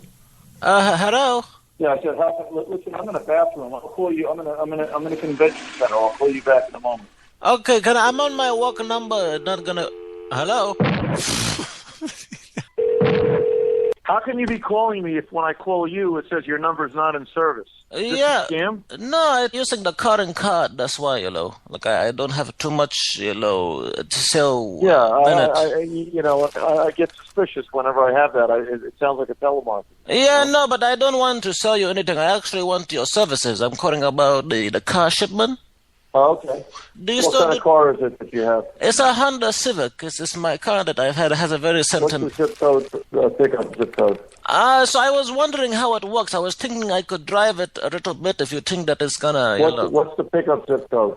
Yeah, but okay, but what is the difference in price if depending on the zip code? You're not answering the question. It's a direct question. What's the pickup zip code? Yeah, I know, but there's a couple options, which is why I'm telling you, I'm giving you a couple options. You're fucking. Stop calling me. Yeah. Stop calling this number. No, I have the zip coding. I have it. Call me again. I'm going to come up there. I'm going to fucking put a bullet right in your fucking head. I'm not playing. I got a gun. I'm going to blow your fucking brains out. Stop it. I have the zip code, motherfucker. I want to give it to you. Hello? Oh, my God. Hey, ISIS. Hey, I'm going to chop your fucking head off because I know you work for ISIS. What you do to the Americans. Go back to your fucking country. Go back to Syria, you piece of shit refugee. Donald Trump will send you back. What the fuck are you talking about? Hello? What the fuck? Oh, my God. Fucking dead. When I find you, you're dead. Oh, my God, man. Can we just walk this... Oh, my God. This guy is gold. Orlando, Florida. How can I help you? Yeah, man. How you doing? I tried to talk to you the other day, and I think we got off on the wrong foot, but I wanted to... You need to stop calling this number. Oh, my... You understand? Because if I ever find you, you're a fucking dead man. No, I thought... calling you. I thought you would have cooled down by now, man. It's been like a week. Hello? Oh, my God. Okay, let's do... This guy fucking hates me. Didn't I fucking tell you to stop calling me? Look, I told you to stop calling me. Look, please, can we just talk like adults, man? Why do I'm going to find you. I'm going to find you, and I'm going to ship you back to whatever scummy foreign country you came from Oh, in a fucking body bag. Pieces. You understand me? Why In do- fucking pieces. You don't belong in America. Okay. You're not an American. Get the fuck out of my country. Motherfucker, look, if you can ship me and my family in the car, I won't complain, you love. Hello? Oh my god, this guy. BC foreign fuck using a caller ID spoof device. I'll give you a spoof. I'm gonna take a fire axe and I'm gonna bury it in your fucking skull. And I'm gonna split your fucking skull right in half. Do you have an anger problem? What's wrong with you? This guy. Dead man, bitch. You're fucking dead. Can you just apologize to me so we can move on? My god, dude. You're calling me, you son of a bitch. Stop calling. Oh my god. Shit, I didn't think you could get more angry, motherfucker. He had a mental breakdown. I just wanted to ship my car, damn it. What do you guys think? Should I? Oh my god, it's funny. He's pretty good. He's ruthless. That's not Opie and Anthony, is it? Who no, is that? no. That guy's It's a great. guy that does his own stuff. He's pretty crazy. Why don't we do that, Dad? Me and you got all the voices. We could do that. Fuck. I don't have those voices. I could do them. I could do it I'm over quick, my. like- I don't know. Oh, we should fucking do it. I'm not that good. I love the KFC. It's funny stuff. But the animations are what are crazy. If you guys get time, watch this animation. That's pretty damn good. I don't know who is doing. Oh, this is racist cop prank, rage prank. Now, some of them are pranks that friends have put these people up to put this guy. You pay this guy to do it. Right. That's what we were just watching. The animation is to die for. Racist cop rage prank. So this means one of these cops' buddies at the cop shop put this guy up to calling this cop, okay, off duty, apparently. I haven't heard this. 2.7 million views. Hello. Yeah, how you doing there, sir? My name is Tyrell. I'm calling with the library. We have a job opportunities, and we're looking for people who may be interested in joining us. Yeah, I might be interested. What's your name again? Tyrone. That's T-Y, Rome. I don't really think you're from the city of... Is it because I'm black? I think I'm going to call the police. Hello? Yes, sir. I believe we got disconnected somehow, unfortunately. Would you be interested? No, we didn't. I've already filed a police report against us. Damn, I don't believe who you are. You are fast as hell. It's been like 14 seconds. You filed a police report? I did. I called the police. Okay. I called 911. All right. You think it's that serious that I'm trying to offer you a job? Hello? Okay. Hello? Yes, hello. My name is Abdu. I'm calling from the library about job opportunity. How are you doing today, sir? Really? You are, huh? This is the third call we've gotten. This time you're using a different number. You're a scam artist. We know it. I'm trying to get you a job opportunity. I already have a job. I work for the police department, you idiot. Come for the interview. interview. Have traced your Come call. for the interview, Mr. Stupid. Come for the interview. No. You are busted, dude. Police are coming to get you. Do you understand that? English is still number 2 language for me, okay? So don't make like a big... Yeah, well, you're probably not even a citizen. You are not welcome here in the United States. Look, fuck to you and fuck to your face. Don't speak with me like that, okay? Who do you think you are? You're not welcome here. Fuck your face. Fuck your face. Fuck your face. Look, Mr. Stupid, The last guy that called here was a black guy, and you're trying to trap people into paying you money. If you're not for the Mr. Stupid, I don't want your money. All I am asking for is to see if you... You playing golf or something? Hole in one, right? Bar 2. Mr. Stupid. You're completely fucking stupid. You are a racist man. No, I'm not a racist man. Yes, you tell me I don't belong in this country. All this thing is... You don't. Repeat it one more time. Hello? Hello? Yes, hello. I have my manager here. He wants to speak with you. No. Yo, what's poppin', dog? So you wanna get the job opportunity? How you feeling about it, or what's going on? Look, you guys are not with the library. What? Your scam is so bad. Look, dog, what do you think I'm trying to scam you for? I ain't asking you for your credit card. I ain't asking you for money. I'm just trying to see if you looking for... Why are you calling back here then, you stupid moron? Because... Why? You sound like a great person to talk to, dog. Yeah, I'm not a great person. I don't like people like you. And get out of our country. Leave me alone. Don't call here again. You've already called the police. Okay. I work for the fucking police department, you idiot. Okay, let it out, my dog. Let it out. Go ahead. Hello? Hello? Look, sir. Hey, don't you understand? Like, don't call here anymore. No, you abruptly hung up. No, I didn't stop calling here, you stupid fucking idiot. Look, dog, don't call me. I'm a cop, you moron. I have a job. I've already filed a report on you. I am a cop. You know what that means? No, my bad. Stop calling here, stupid fuck. What's your badge number, dog? Stop calling here. Okay, I'll talk to you in 5 minutes, boo-boo. Hello? My bad, dog. It was a little longer than 5 minutes. I had to take a dump right quick, but I'm back. How you doing, sir? He hung up. All right, I'm done messing with him. No, this is where he gives him up, I think. You are busted, dude. Man, sit your ass down. I hope y'all enjoyed that. If you want to see more animations... You can hire him to do things to people that you know. That's too good, man. You guys got to check out the animation on that, because the animation kind of makes it. The animation is just to die for. It's unbelievable. It is pretty freaking funny. I don't know who is doing his animation, but it's pretty good Somebody stuff. knows what the fuck they're doing for sure. Yeah, check that out. Just drop the link in the chat room. David Allen Cole died? What's going on? You said David Allen Cole. Yeah, here's his famous song that I love to death. It's Hallelujah? Yeah, it's Hallelujah. He died like 3 months ago. No, it is hold on. I'm doing this with one hand. Here Why we is go. the other one cold, you said? Actually, he's a friend of DJ Bad Guy's, and here goes the song. This is for you, DJ Bad Guy. I think he knows this guy. I'm positive that DJ Bad Guy knows this guy.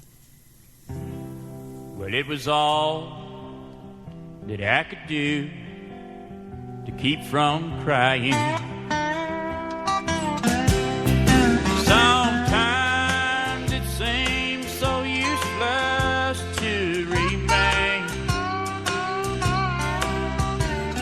but you don't have to call me darling, darling. You never even call me by my name. You don't have to call me Waylon Jennings, and you don't have to call me Charlie Price, and you don't have to call me Merle Haggard anymore. Even though you're on my fighting side, and I'll hang around as long as you will let me. And I never minded standing in the rain, but you don't have to call me darling, darling. You never even call me by my name. Okay, here's where we're going to put Vic on. We're going to put Vic on the spot. Okay, Vic, what did his friend Steve Gutenberg forget to mention in the song? So he had to write another lyric. He had to write another chorus, another whatever. He didn't say anything about Mama. Mm-hmm. His truck. Mm-hmm. And drinking. No. Prison. Oh, yeah. Trains. Trains. Dirt roads. No. All right, here we go. Well, I've heard my name Well, it's not on the verse yet. a few times. Can you hear it on the overhead speakers, Steve? Listen. And I've seen it on signs where I play.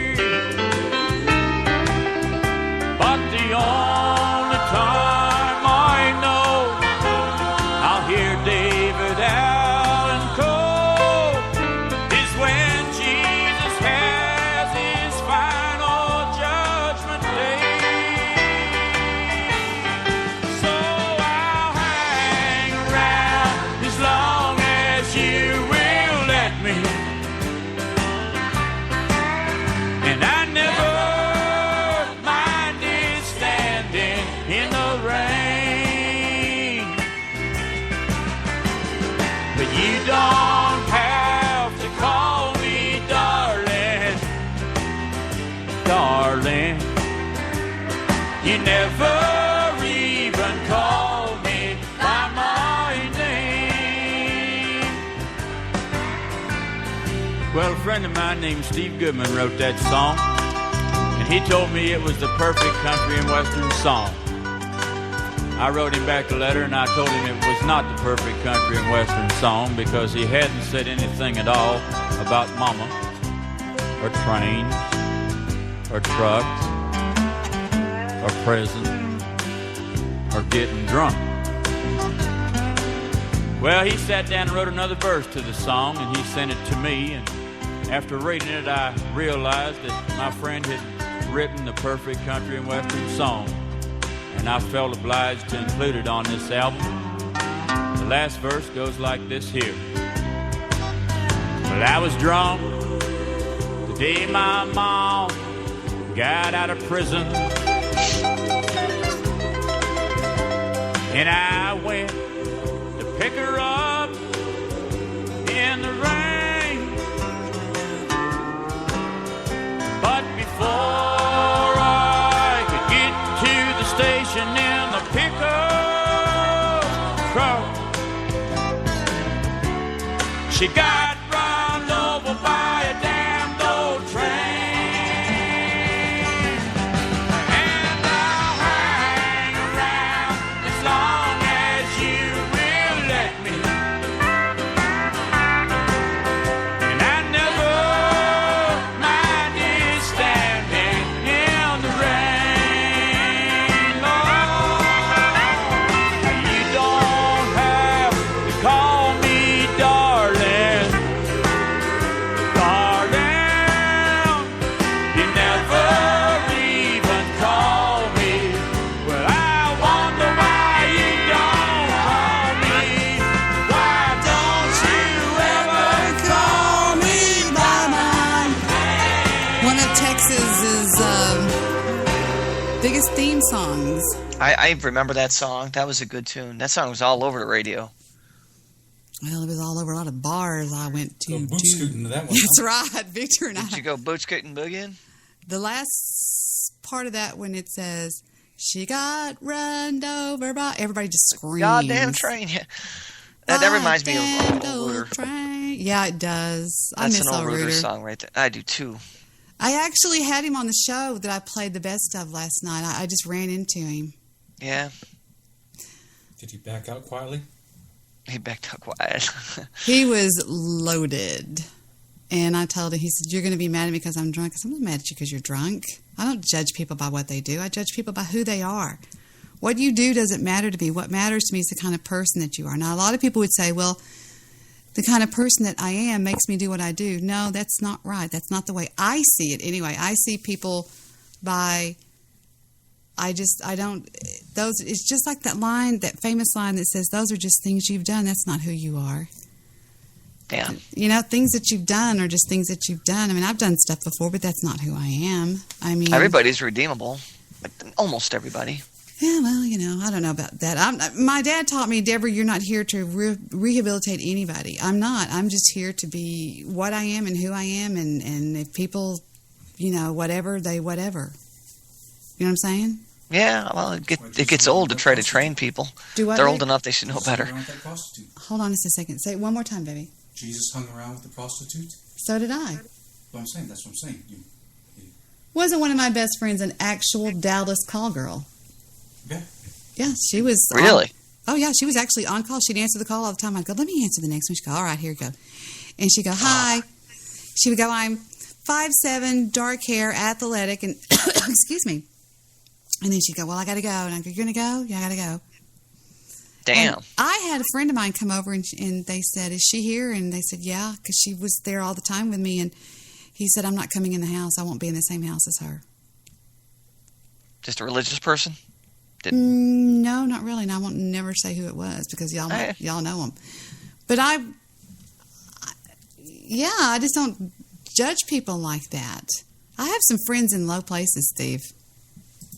Well, you have me. But well, you're not in a low place. I know.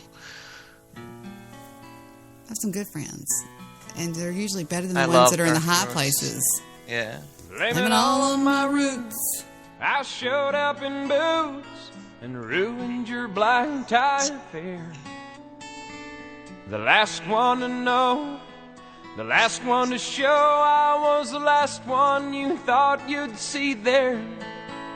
And I saw the surprise and the fear in his eyes when I took his glass of champagne. And I toasted you, said, baby, we may be through, but you'll never hear me complain, 'cause I got friends in low places where the whiskey drowns and the beer chases my blues away. You know, I never really liked. Hold on.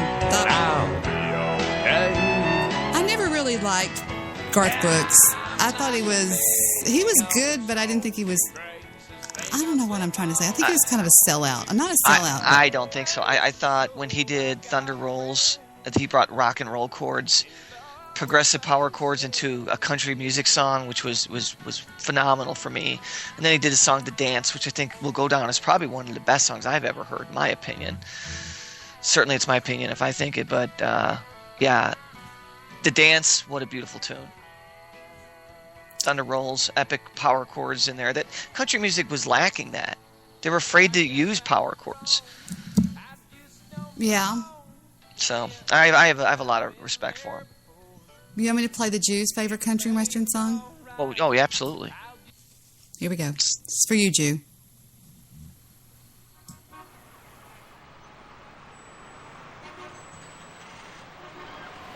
You know, I hate when they do these damn intros like this. I'm like, just play the freaking song, you idiot.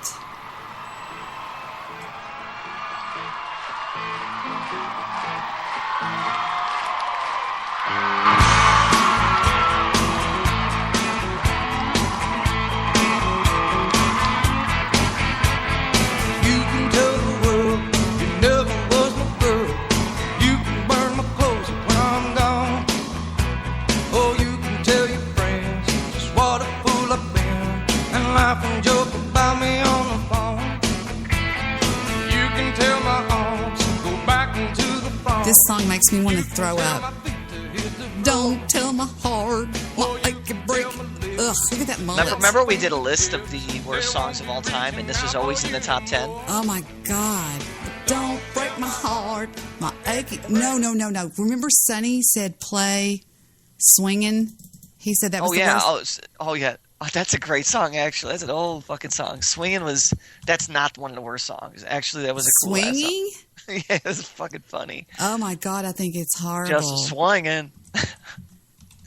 There we go. We were swinging. Oh, it just makes me want to throw up when I hear this song. It's horrible, but at the time it was so unique. It was on the radio fucking constantly. It's horrible. It's the worst song in the world. No, no, it's not. Her daddy was on the front porch. It's one of the worst songs ever. It's horrible. Eating chocolate pie. I used to turn it off when it came on the radio. There's a little girl. Looks like Jimmy. Lethal. Her name is Charlotte Johnson, and she's really looking good. I had to go and see her, so I called her on the phone. I walked over to her house, and this was going on. Her brother was on the sofa, eating chocolate pie. My mama was in the kitchen, cutting chicken up to fry. Daddy was in the backyard, rolling up a garden hose. I was on the porch with Charlotte, feeling up down to my toes, and we were swinging. Yes, we were swinging. Stop. Make it stop. Stop. How the fuck did this song make it? It must have been all the Fathers was in the backyard rolling up a garden hose. Who thinks the lyrics like that? Her brother was on the front porch eating chocolate cake. No, or pie. chocolate pie. Her mother was in the kitchen cutting chicken up to fry. What? Oh, wait. This goes out to Sonny. This is Sonny. Sonny talks about a night he got drunk on tequila and ended up married to some broad in Vegas. Nice. If you really want to know, she comes here a lot. She just loves to hear the music and dance. But don't catch her on a straight tequila night, Steve. Wow, what'll happen there, Deb? I don't know. Let's find out. K13 is her favorite song. If you play it, you might have a chance. Tonight she's only sipping white wine. She's friendly and fun-loving most of the time. But don't ask her on a straight tequila night. She'll start thinking about him, and she's ready to fight. What the fuck? Ready to fight? What does that even mean? I mean, she's gonna whoop your ass. I got my ass kicked by one of those bar hides one night in a bar. If you don't believe me, I'll get Vic in here to tell the story. We had gone out to a bar that was called, you've heard this story 1,000 times, Monopolies. And the entire bar was like a game of Monopoly. And on the side of the bar, on the side of the dance floor was huge. There were these dice, these huge dice. And I wanted to sit down, so Victor hoisted me up on top of one of the dice. And I was sitting there on the dice talking to Vic. And I set my margarita down to my right on the dice when this drunken kid comes up and he bumps the dice and he knocks the margarita all over me. And I went, shit. And Victor goes, hey, apologize. And he goes, fuck you. And he goes, fuck me. No, wait, I'm telling you the wrong story. And then Victor, the last thing I saw, Victor grabbed this kid by the collar and was dragging him out the front door. And then I ran out to see what was going on. And the next thing I saw, Victor was going around the building, beat the shit out of the kid. And the next thing I saw was Victor in between two bouncers being thrown out in the parking lot. Fuck. I said, well, I guess we better go. But the night I almost got my ass beat, I told Victor we were at another bar called something. And I said, I'm going to go to the ladies' room. I'll be right back. It's no problem. So I walked by, and we were at it was one of those places where you hear a band. And I walked by all these pool tables, and there were all these Hells Angels over there playing pool. And one of the Hells Angels goes, hey, sweet thing. And I looked up at him, and I go, hey. And he goes, kiss my cue ball for good luck. And I said, okay. Well, I go into the bathroom, and suddenly it's this little tiny bathroom that just had one little stall in it. This girl comes bashing through the door, and she looked like 9 miles bad road. And she goes, give me your purse. She goes, give me your bag, your watch, and everything, or I'll kill you. And I said, excuse me? She goes, you were flirting with my boyfriend. I said, flirting with your boyfriend? I said, your boyfriend asked me. She goes, I saw what you did, bitch. And I said, my heart was pounding. And all of a sudden, she reaches, and she's got her hand on the door, holding the door closed. And I remembered my karate chop move. So I went, wham, and I came up under her, and I went, wham, and I knocked her hand off, and I pushed her real hard, and I said, get out of here. And I pushed her real hard. And I had on a brand new, I kid you not, Annette can tell you about this, had on a brand new Angora sweater that my mom had bought me that day. And it was gorgeous. And I was more upset by the fact that she had torn part, because an Angora sweater is very easily, it's hand, knitted and everything by Angora. Mm-hmm. And I was so upset that she did that. And I was crying my eyes out. Well, Victor comes over there, and she starts picking a fight with Victor. And so the boys get involved, and the next thing I know, I said, Victor, we got to get out of here. We got to get out of here fast. And I just grabbed Victor, and we just ducked out the door and jumped in his car, and we were out of there. And I was like... That's when he had the Porsche, right? Yep. He had the Porsche a long time. And it had these tags that said, I bail you. And I was like, oh, great. We're going to get seen by anybody around town. We can't hide from I bail you. Are you kidding me? It's funny because we have a lot of new people in the audience that listen to the show now. So when I hear these stories, it's like, yeah, I've heard them, but I got to be quiet because, I want them to hear it. You'll ruin the storytelling is what I was afraid you would do. So don't do that, okay? Don't ever do that. I don't. You hear me being quiet. There was a guy that did a song back in that day. What was his name? He was dating that hot chick on Dallas, the little hot blonde. And his name was something like Thomas Earl Conley. Why does that ring a bell to me? Thomas Earl Conley. Oh, wait, he did... No, it's not it. That's not him. No, that wasn't him. His name was something else. His name was something... Heather Locklear, are you thinking of? Was that the hot blonde? No, I know who he was dating. He was dating the girl in Dallas, in the movie Dallas, in the series Dallas. That's not the point. I'm trying to think of who he was. Johnny Lee was his name. The country famous guy, right? Johnny Lee. He did this. I thought was a song I would dance to no matter when it came on, no matter where I was in Dallas, because we had a bunch of honky tonks back then, and this one I loved.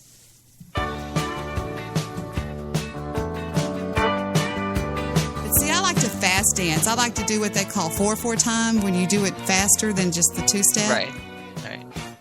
When the train pulled into the station, he rolled up his sleeves and rosined up his bowl. Little upside down orange blossom special. 'Cause if you want to make a living, you gotta put on a good show. There you go. Look at this. When you smell the smoke. That's a good song. Stop. I remember that one too. I like that song. And it says right here, this is how Texans dance to Cherokee Fiddle. This is the way I dance. It's a faster two-step. than Urban it Cowboy. is. Oh, that's right. He danced to this and that. I Well, forgot. Johnny Lee did a lot of music for that. I forgot about that. Yeah, I was in that movie.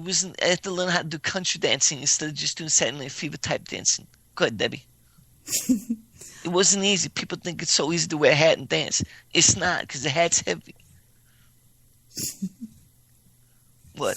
Nothing. I just like your Johnny T impersonation. That wasn't impersonation. It's really me. I'm sitting here with Steve Oggs and we're just chilling. I just doxed you, bitch. Oh, see that? He doxed me. He gave my real name out. and rosined up his bowl. See, they're doing the boring dance right now. He's going to cut loose. Orange Blossom Special. And Deborah Winger was a shitty dancer, just saying. You know what? Okay. You know how he had the two girlfriends? He had the Deborah Winger and he had the really, really hot Dallas-looking girl? Wait. Daddy's into oil and all Right, that and all right. that implies. Quit stepping over my good things I'm doing. Daddy's into oil and all that implies. You done? I didn't mean to step. Go ahead. I meant to two-step. 4/4 time. No, I just thought Deborah Winger. I thought the Sissy. Yeah. Was You mean, sexy. no. You have to go sissy like that. Come on, sissy. You know I'm prideful. I'm prideful. Come on, Sissy. Right? Didn't he do something like that? Well, actually, he was. I don't more, know his lines. He was actually more country and western in that one, but I'm just saying. Yeah. Wow, what a! I thought she was sexy. I don't know why I thought she was sexy. And of course, the oil girl, she was a fucking ridiculously beautiful thing. Oh no! This is the one Laszlo called. He goes, "You want to go see Johnny Lee with me in Rockwell?" And I was like, tonight?" He goes, "Yeah, I got tickets." I was like, "I can't tonight." He called into the show to ask me to go to see Johnny. And there it is. It says Johnny Lee, Cherokee Fiddle in Rockwall, Texas. Should have went, Deb. Yeah, well, you know. Memories. Can't get memories back. Can you? I can. How? So where are we going? Uptown. I'll see you girls later. I've got myself a real cowboy, she said. That's what she said. She was hot. What was her name? Her name was... I want to say Vicky. No, it wasn't Vicky. So sexy. Good Jesus Christ. But she was the bad girl. She was a rich bitch. No, she was bad. She was mean. She double-crossed Sissy. Mm-hmm. Well, she wanted herself a cowboy. Well, but then she really didn't want him. She just wanted him because he was a cowboy. She didn't really love the real him. So she was a bad girl. She was using him. She was a mean man. And then I can't believe it. Well, why am I even talking about this? And then Sissy was with that piece of shit. Hey. What was his name? Don't judge. Don't be hating. Don't be you. Shut up. She went to see the prison rodeo, and she goes, "You're one of the real cowboys, aren't you?" That's the guy. Yeah. What was his name? His name was. He was a bad guy though. He was a really bad guy. Don't judge. What was his? No, he really was. He killed people. He was. What was his name? He was the best one to ride the electric Bronco or electric or. And he gets all pissed off, and he's like, "What do you mean? The prison Gillies rodeo competition. Yeah, it was this bad guy. I love you, Tutu." Oh, I just hated that. I can't do it. He kicks her ass. He even beats her up, remember? Yeah, he marked her up really good, and then Johnny saw it, and he wasn't so happy. Now, wait a minute. What do you mean marked her up pretty good? That sounds like something. I've never heard that thing before. What does that mean, marked her up pretty good? That's the horrible. Chicago thing. Let me tell you something. Come here. We get in no fucking way. We're going to mark you up a little bit. Yeah, right. You ain't going to leave with the same teeth. You ain't going to leave with the same fucking head. You're just going to be marked up a little bit. You know what I mean? I'd pull out my 357 and go, turn around just for 1 second. Here he is. His name was Wes. Wes. Yeah. See how cute she is? Expect a man like me to be faithful to any woman. You can't expect a man like me to be faithful to any woman. Yeah, I thought the best scene in Urban Cowboy was when they said, she goes, I'll see you girls later. I got myself a real cowboy. That was one of my favorite. I had that soundtrack. This was one of my first soundtracks I ever owned. We have a request from the private chat room. All right. Oh, shit. Here it is.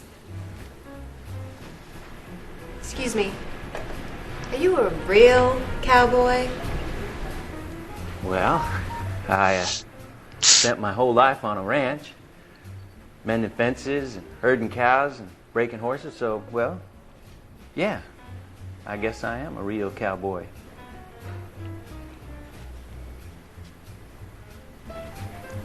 Excuse me. Now you know what I am. What are you? Well, I've never mended a fence. I've never broken a horse. And I've never been on a ranch, so I'm not a cowboy. But I am a lesbian.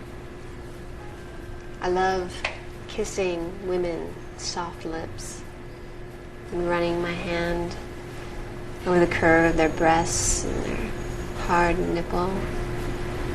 And I love eating pussy. I love the smell of it and the taste of it. It's all I think about all day long. I love it. See you, cowboy. Excuse me. We were just wondering, are you a real cowboy?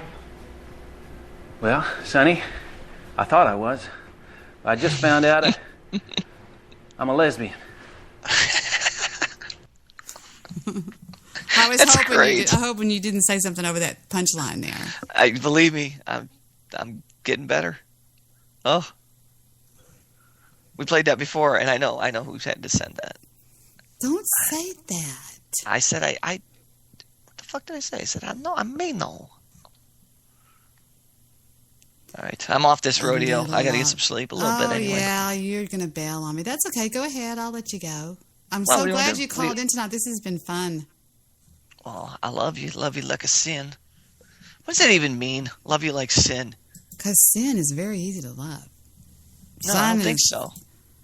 Oh, today is Dexter's birthday. Happy birthday, Dexter. Happy birthday, Dexter. Sorry we didn't get you any state cake, but it wasn't in the budget. All right, Steve-O, I'll see you the next time we do this train wreck.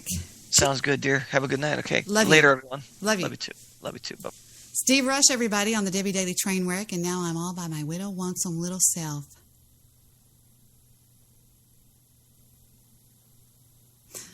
Victor came in here a minute ago and goes, "Where's that tape at?" I said, "It's out there in the car." And he's like, "I'm going to get it." He's got something he's going to do with it. I don't know what he's going to. I never know what that crazy boy's going to do. I never know. A little upside down orange blossom special.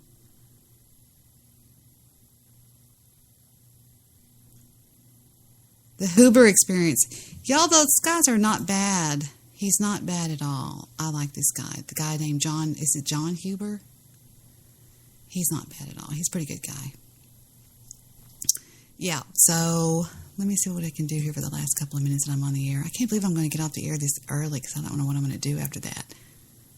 I've got stuff I can do. I just don't want to do it. You know what I mean? Yep. Reckon I be. Let's see what we can play here off my iTunes.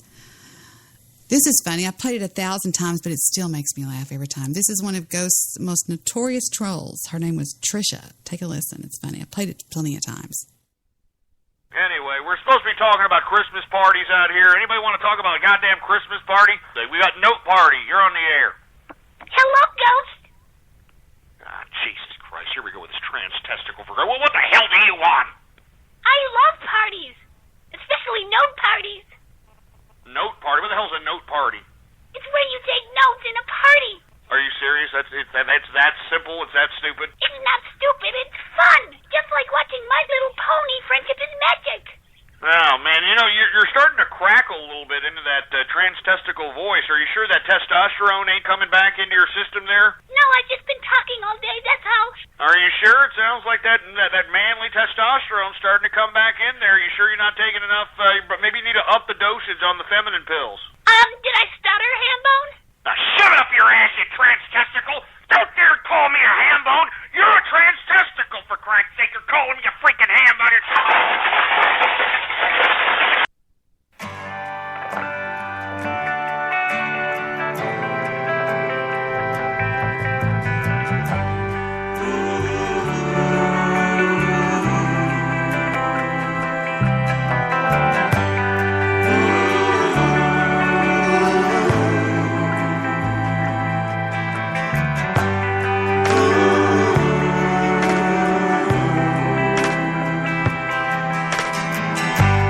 Mama, take this badge off of me.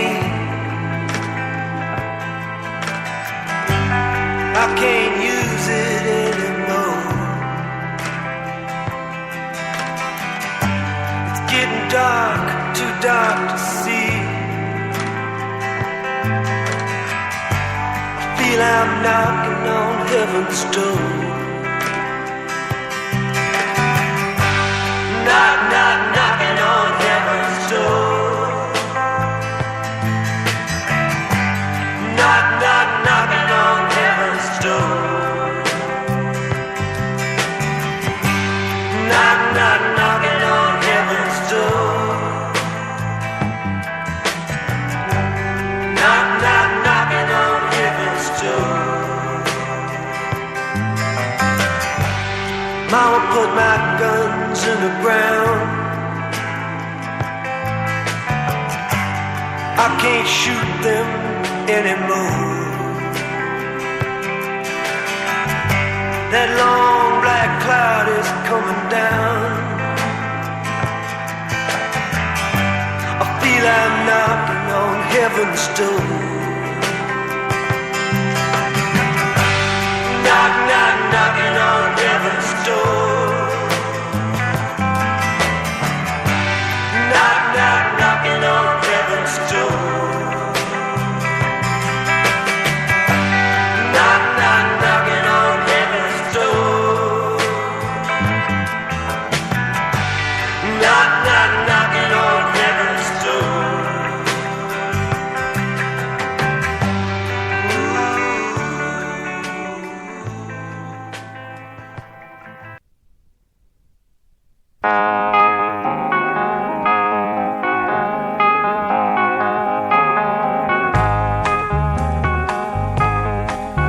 Want some whiskey in your water, sugar in your tea? What's all these crazy questions they're asking me? This is the craziest party that could ever be. Don't turn on the lights, cause I don't want to see. Mama told me not to come. Mama told me not to come.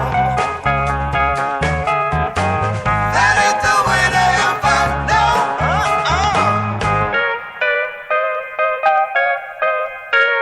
Open up the window, let some air into this room. I think I'm almost choking from the smell of stale perfume. And that cigarette you're smoking, I'll scare me half to death. Open up the window, sucker, let me catch my breath.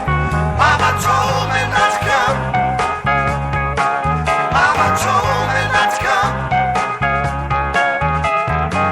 That ain't the way to have fun, son. That ain't the way to have fun, son.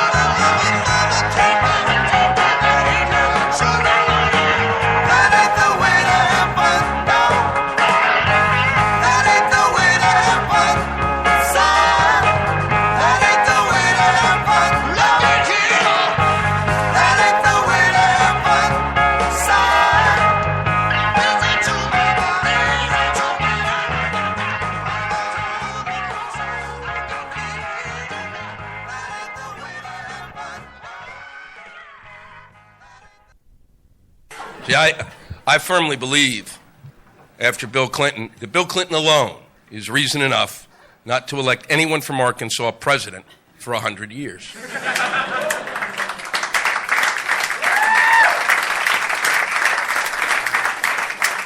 And if that is not sufficient for you, then I have something to read you.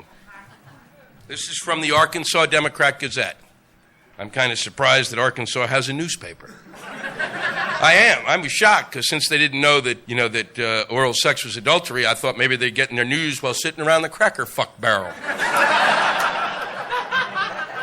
2 local men were seriously injured when their pickup truck left the road and hit a tree near Cotton Plant. That's the name of a town in Arkansas. Cotton Plant, Arkansas. If I was a child and born and raised in Cotton Plant, when I could purchase a gun, which would be at what age? 9? I would have slept with that gun every night and had the muzzle in my mouth. Thurston Poole, 33 of Des Arc, and Billy Ray Wallace, 38. Well, imagine that a Billy Ray was involved. Are listed in serious condition at Baptist Medical Center. The accident occurred as the 2 men were returning to Des Arc after a frog gigging trip. Frog gigging, or frog sticking, is how armed with a small pitchfork you catch frogs from the bayou bank. Frog legs make a tasty supper. So apparently when the Dow Jones went over 11,000, it had no effect on our boys.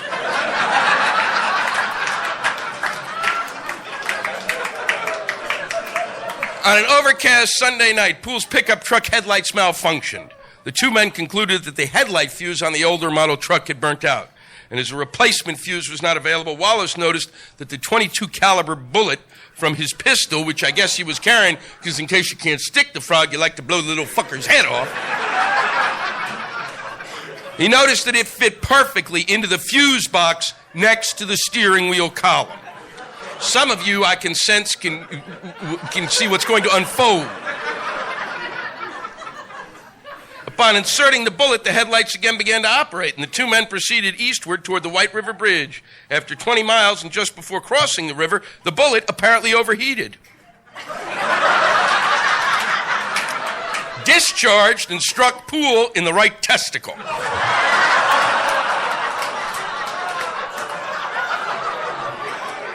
The vehicle swerved sharply to the right, as would be expected. If you want to try that experiment at home, use a hammer. Exiting the pavement and striking the tree. Poole suffered only minor cuts and abrasions from the accident, but will require surgery to repair the other wound. Wallace sustained a broken clavicle and was treated and released. Thank God we weren't on the bridge when Thurston shot his nuts off, or we might have been dead, said Wallace. I've been a trooper for 10 years in this part of the world, said Deputy Snyder, but this is a first for me. I can't believe those 2 would admit how the accident happened. And upon being notified of the wreck, Lavinia, Poole's wife, asked how many frogs the boys had caught. And did anyone think to get them from the truck?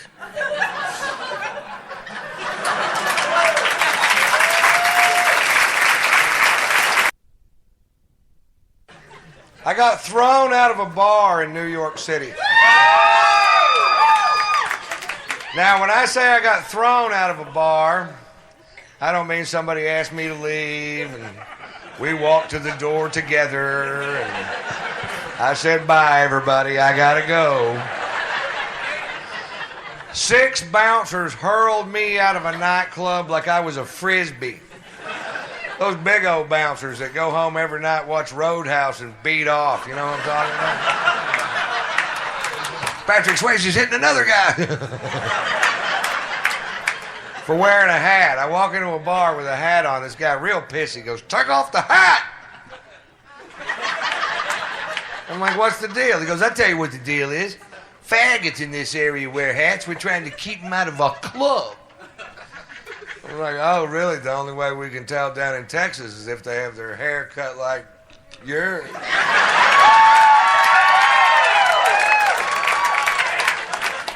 And he got all pissed. But he walked away, and like an hour later, I'd been drinking, and I forgot. You ever forget? Happened to me.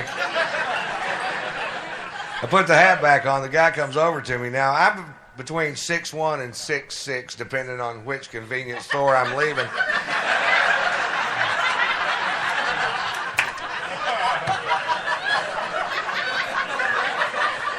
I weigh 235 pounds. This guy comes over to me, poking me in the shoulder with 2 fingers, says, "You're out of here." I'm like, "I don't think so, fucker." And I was wrong. They hurled my ass.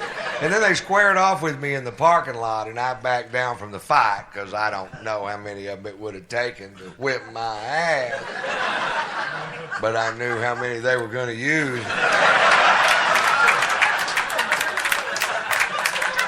That's a handy little piece of information to have right there. Overkill. Well, they called the police because we broke a chair on the way out the door, and I refused to pay for it.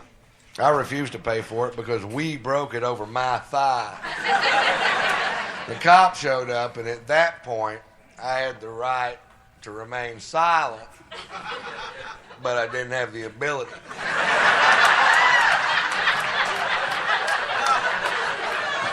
The cop says, "Mr. White, you are being charged with drunk in public." I was like, hi. I was drunk in a bar. They threw me into public.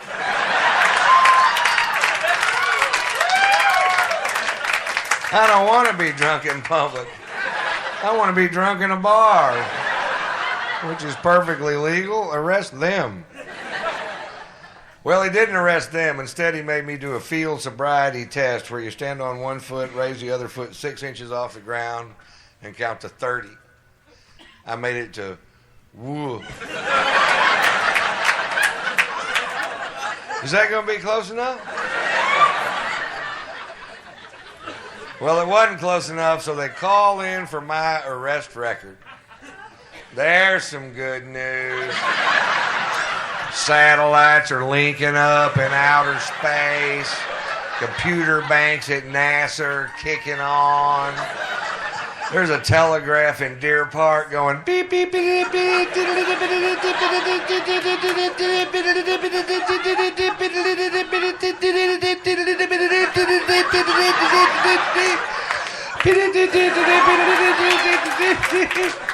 This part takes a while. Shorthand. Beep. Now, I told you that story to tell you this story. When I was 17 years old, I was arrested for being drunk in public. Seemed to be a pattern. If you knew Morse code, you'd already know that.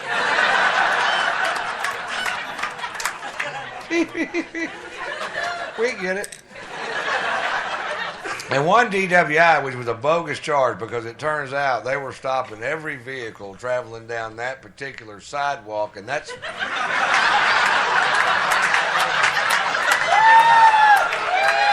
Hell, that's profiling, isn't it? And profiling is wrong. On the drunk in public charge in Deer Park, the arresting officer, who I had literally known all my life. You know what I mean? This guy lived 4 doors down from me in a town of less than 3,000 people at the time. We've met. He takes me to jail, and when we get there, he asks me if I have any aliases. I was just being a smart ass. Said, yeah, they call me Tater Salad.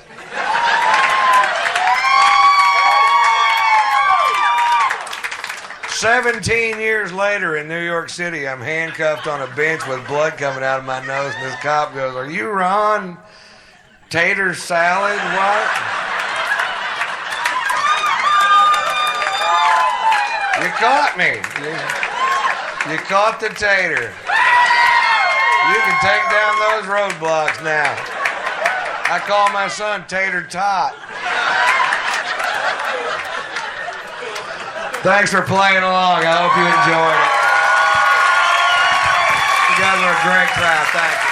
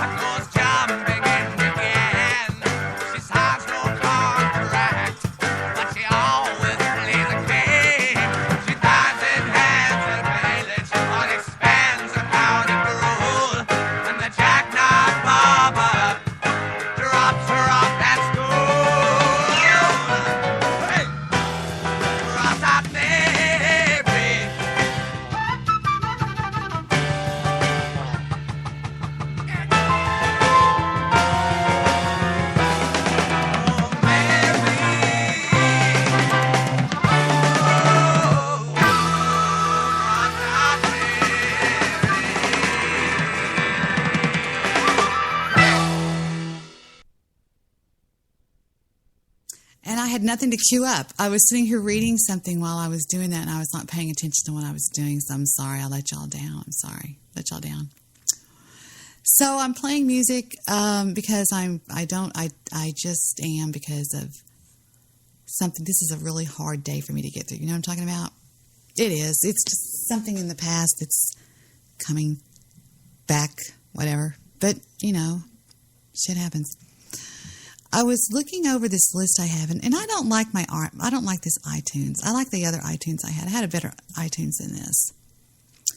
That was Jethro Tull, or Ian Anderson of the band Jethro Tull, doing Cross-Eyed Mary, which is a song about, he did a lot of songs about people that are homeless and things along those lines.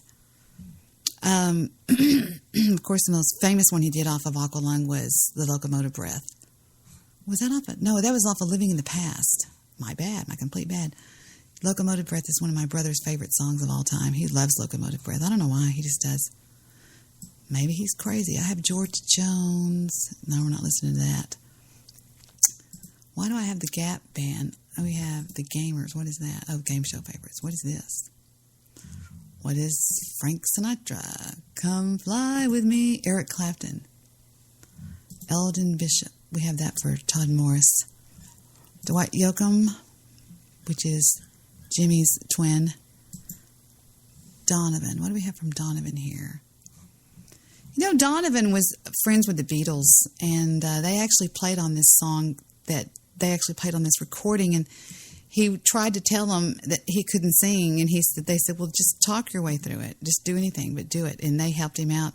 You can hear, well, you can recognize a lot of them on this, to be honest with you. You can hear a little bit of Paul. You can hear George, and I think on the keyboard was, I think Eric Clapton. Didn't Eric Clapton pretty much sit in on every recording in the world? I think so. I don't know.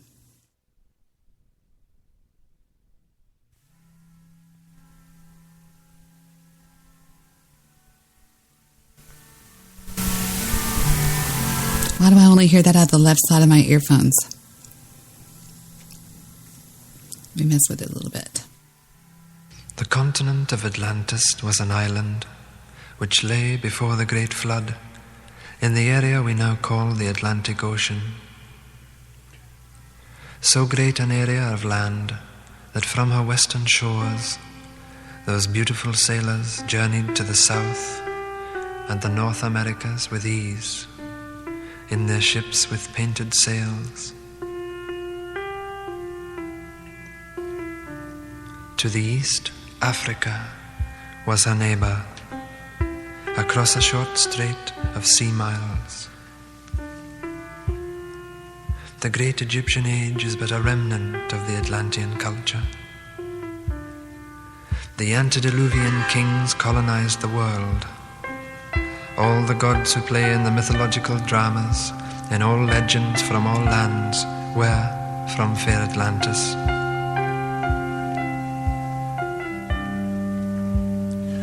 Knowing her fate, Atlantis sent out ships to all corners of the earth. On board were the 12. The poet, the physician, the farmer, the scientist, the magician, and the other so-called gods of our legends, though gods they were. And as the elders of our time choose to remain blind, let us rejoice and let us sing and dance and ring in the new. Hail Atlantis! Way down below the ocean, where I wanna be, she may be. Way down below the ocean, where I wanna be, she may be. Way down below the ocean.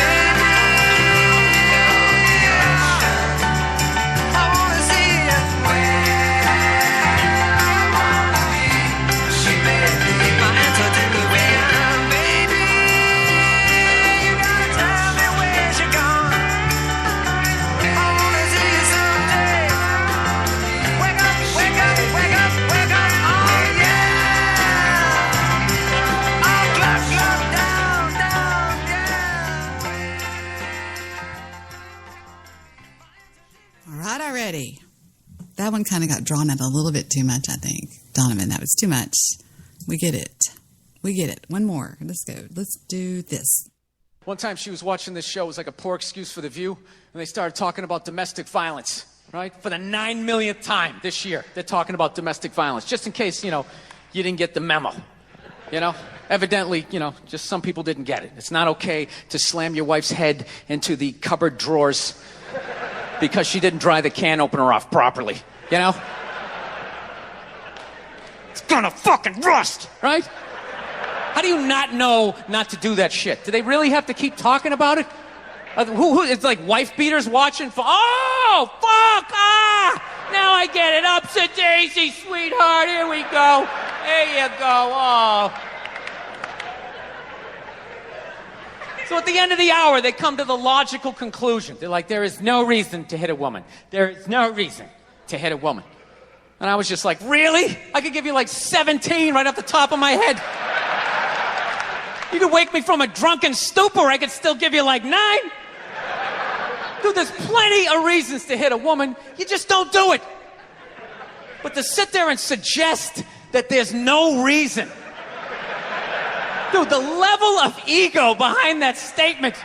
What are you, levitating above the rest of us? You're never annoying? Women, how many times have you thought about slapping your fucking guy in the head this week? There you go. Every day. You didn't do it, right? Oh, dude, it drives me nuts. There's no reason. There's no reason. Really? No reason? How about this? You marry a girl, you fall in love, you buy her a house. You go to work every day, paying off the house. You come home one day, she's banging the next door neighbor, hands you divorce papers. You got to move out, sleep on a futon, and still pay for that house that she's going to stay in. No reason. I'm not saying you should do it, but there's plenty of fucking reasons in that arc of a story. No, that's the thing. Really is. That's the thing. I hate that saying there's no reason. Obviously, I'm not saying to hit a woman, But saying there's no reason, I think that's crazy.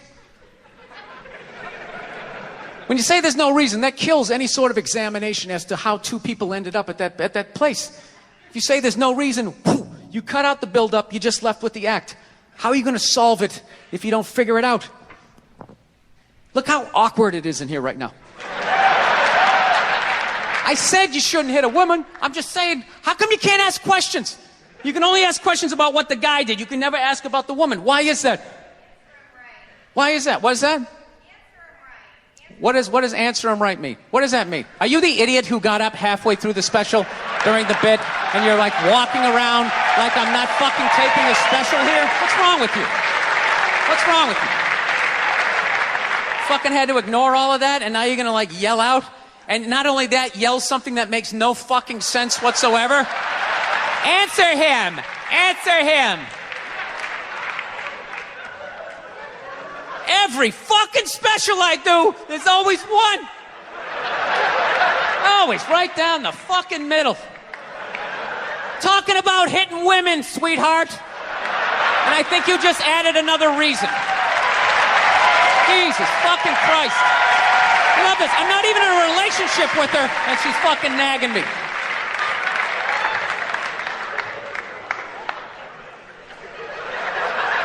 Fucking unbelievable. Look, I understand hitting a woman's a bad thing, okay? Well, how come you can't fucking ask questions? I just don't understand. Like, if I get bit by a rattlesnake, wouldn't you guys have some questions? Right? How did it happen? Did you not see it? Were you fucking with it? How did this snake get so mad it almost killed you? Firemen put out a fire. They don't just drive away afterwards. They sift through the debris. How did it start? Here's an oily rag, right? Look, I realize I'm coming off pretty ignorant right about now. I realize that. Let me extend an olive branch then, okay? I realize that there's some animal guys out there, okay?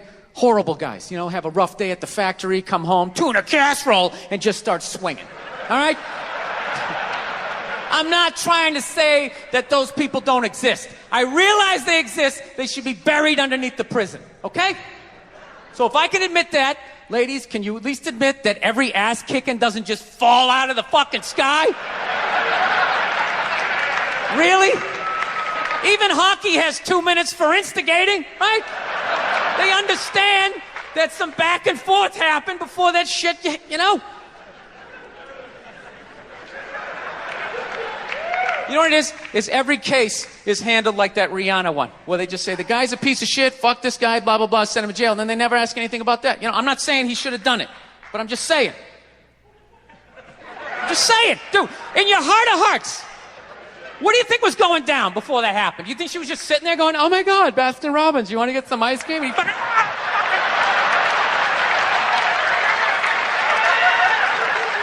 You know? What do you think, maybe? No, I think about this, and I think about Vic all the time, and I think about how sometimes I will really smart-ass remark off to Vic, and I'm thinking, why doesn't he just... I know he wants to turn around and just, boom, you know, right in the kisser, but he's never raised a hand to me, ever. Maybe I'm not saying he didn't have the reason to, but I'm telling you, I can get pretty crooked when I feel like it. That was Bill Burr, and I was waiting to see if a friend of mine was going to come on the air, and I can't get him to. I don't know why. I just won't. He's too shy. He's too shy. Maybe he will another time. I hope so. But today is his birthday, and I want to wish him a happy birthday if he's out there listening. I think he's listening. I'm not sure. I never know who's listening to this train wreck. So they're showing 331 messages on the DJ console, and I don't want to go over there and look at them, but I do want to say thank you to Sleep, the God that called in tonight, and Jamie Leathal, and of course my best friend in the world, Mr. Midnight Movie, and Steve Rush, Jewish producer. I want to wish you all the best out there, and everybody else in the chat room. I saw DJ Bad Guy in there earlier, and a bunch of other people in there acting up and being silly. So I'm Debbie with you until the next time I do this. And like I always say, you never know, this could be the last time I do this, so don't be so mean to me. I will bid you all adieu, and I will tell you that that's it for me. I'll see you guys the next time I do this. Shouts out to everybody out there in the chat room.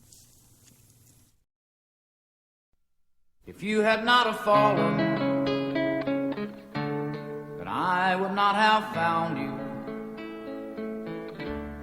Angel flying too close ground.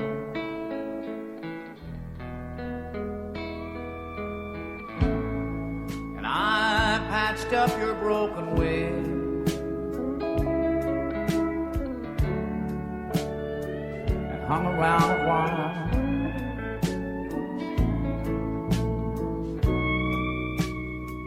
Trying to keep your spirits up.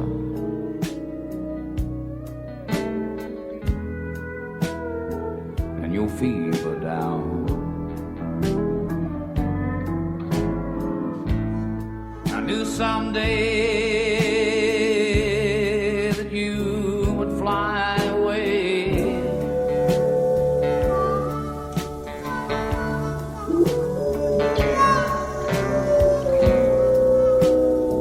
For love's the greatest healer to be found.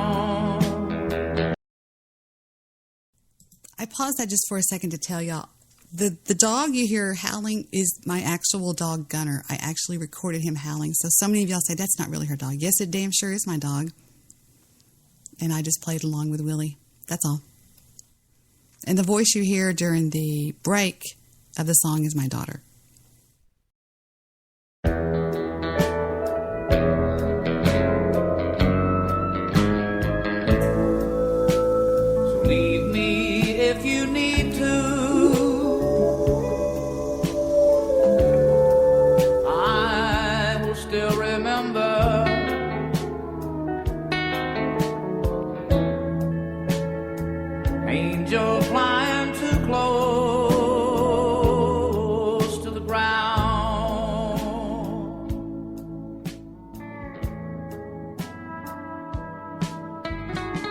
I've always been the type of person where I never had any worries or stress, you know, and it was a very, very easy life my parents gave me. I'm very, very, very, very thankful for that. But at the same time, it was my own worst enemy.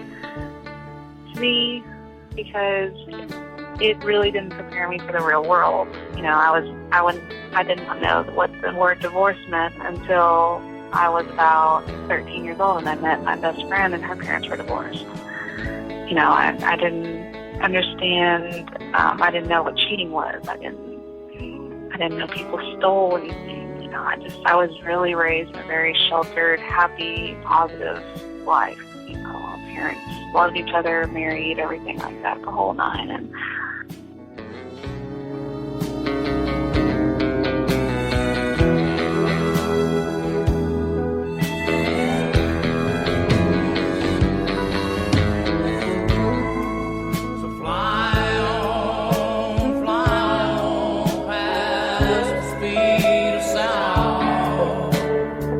This is Kevin A. Kierstead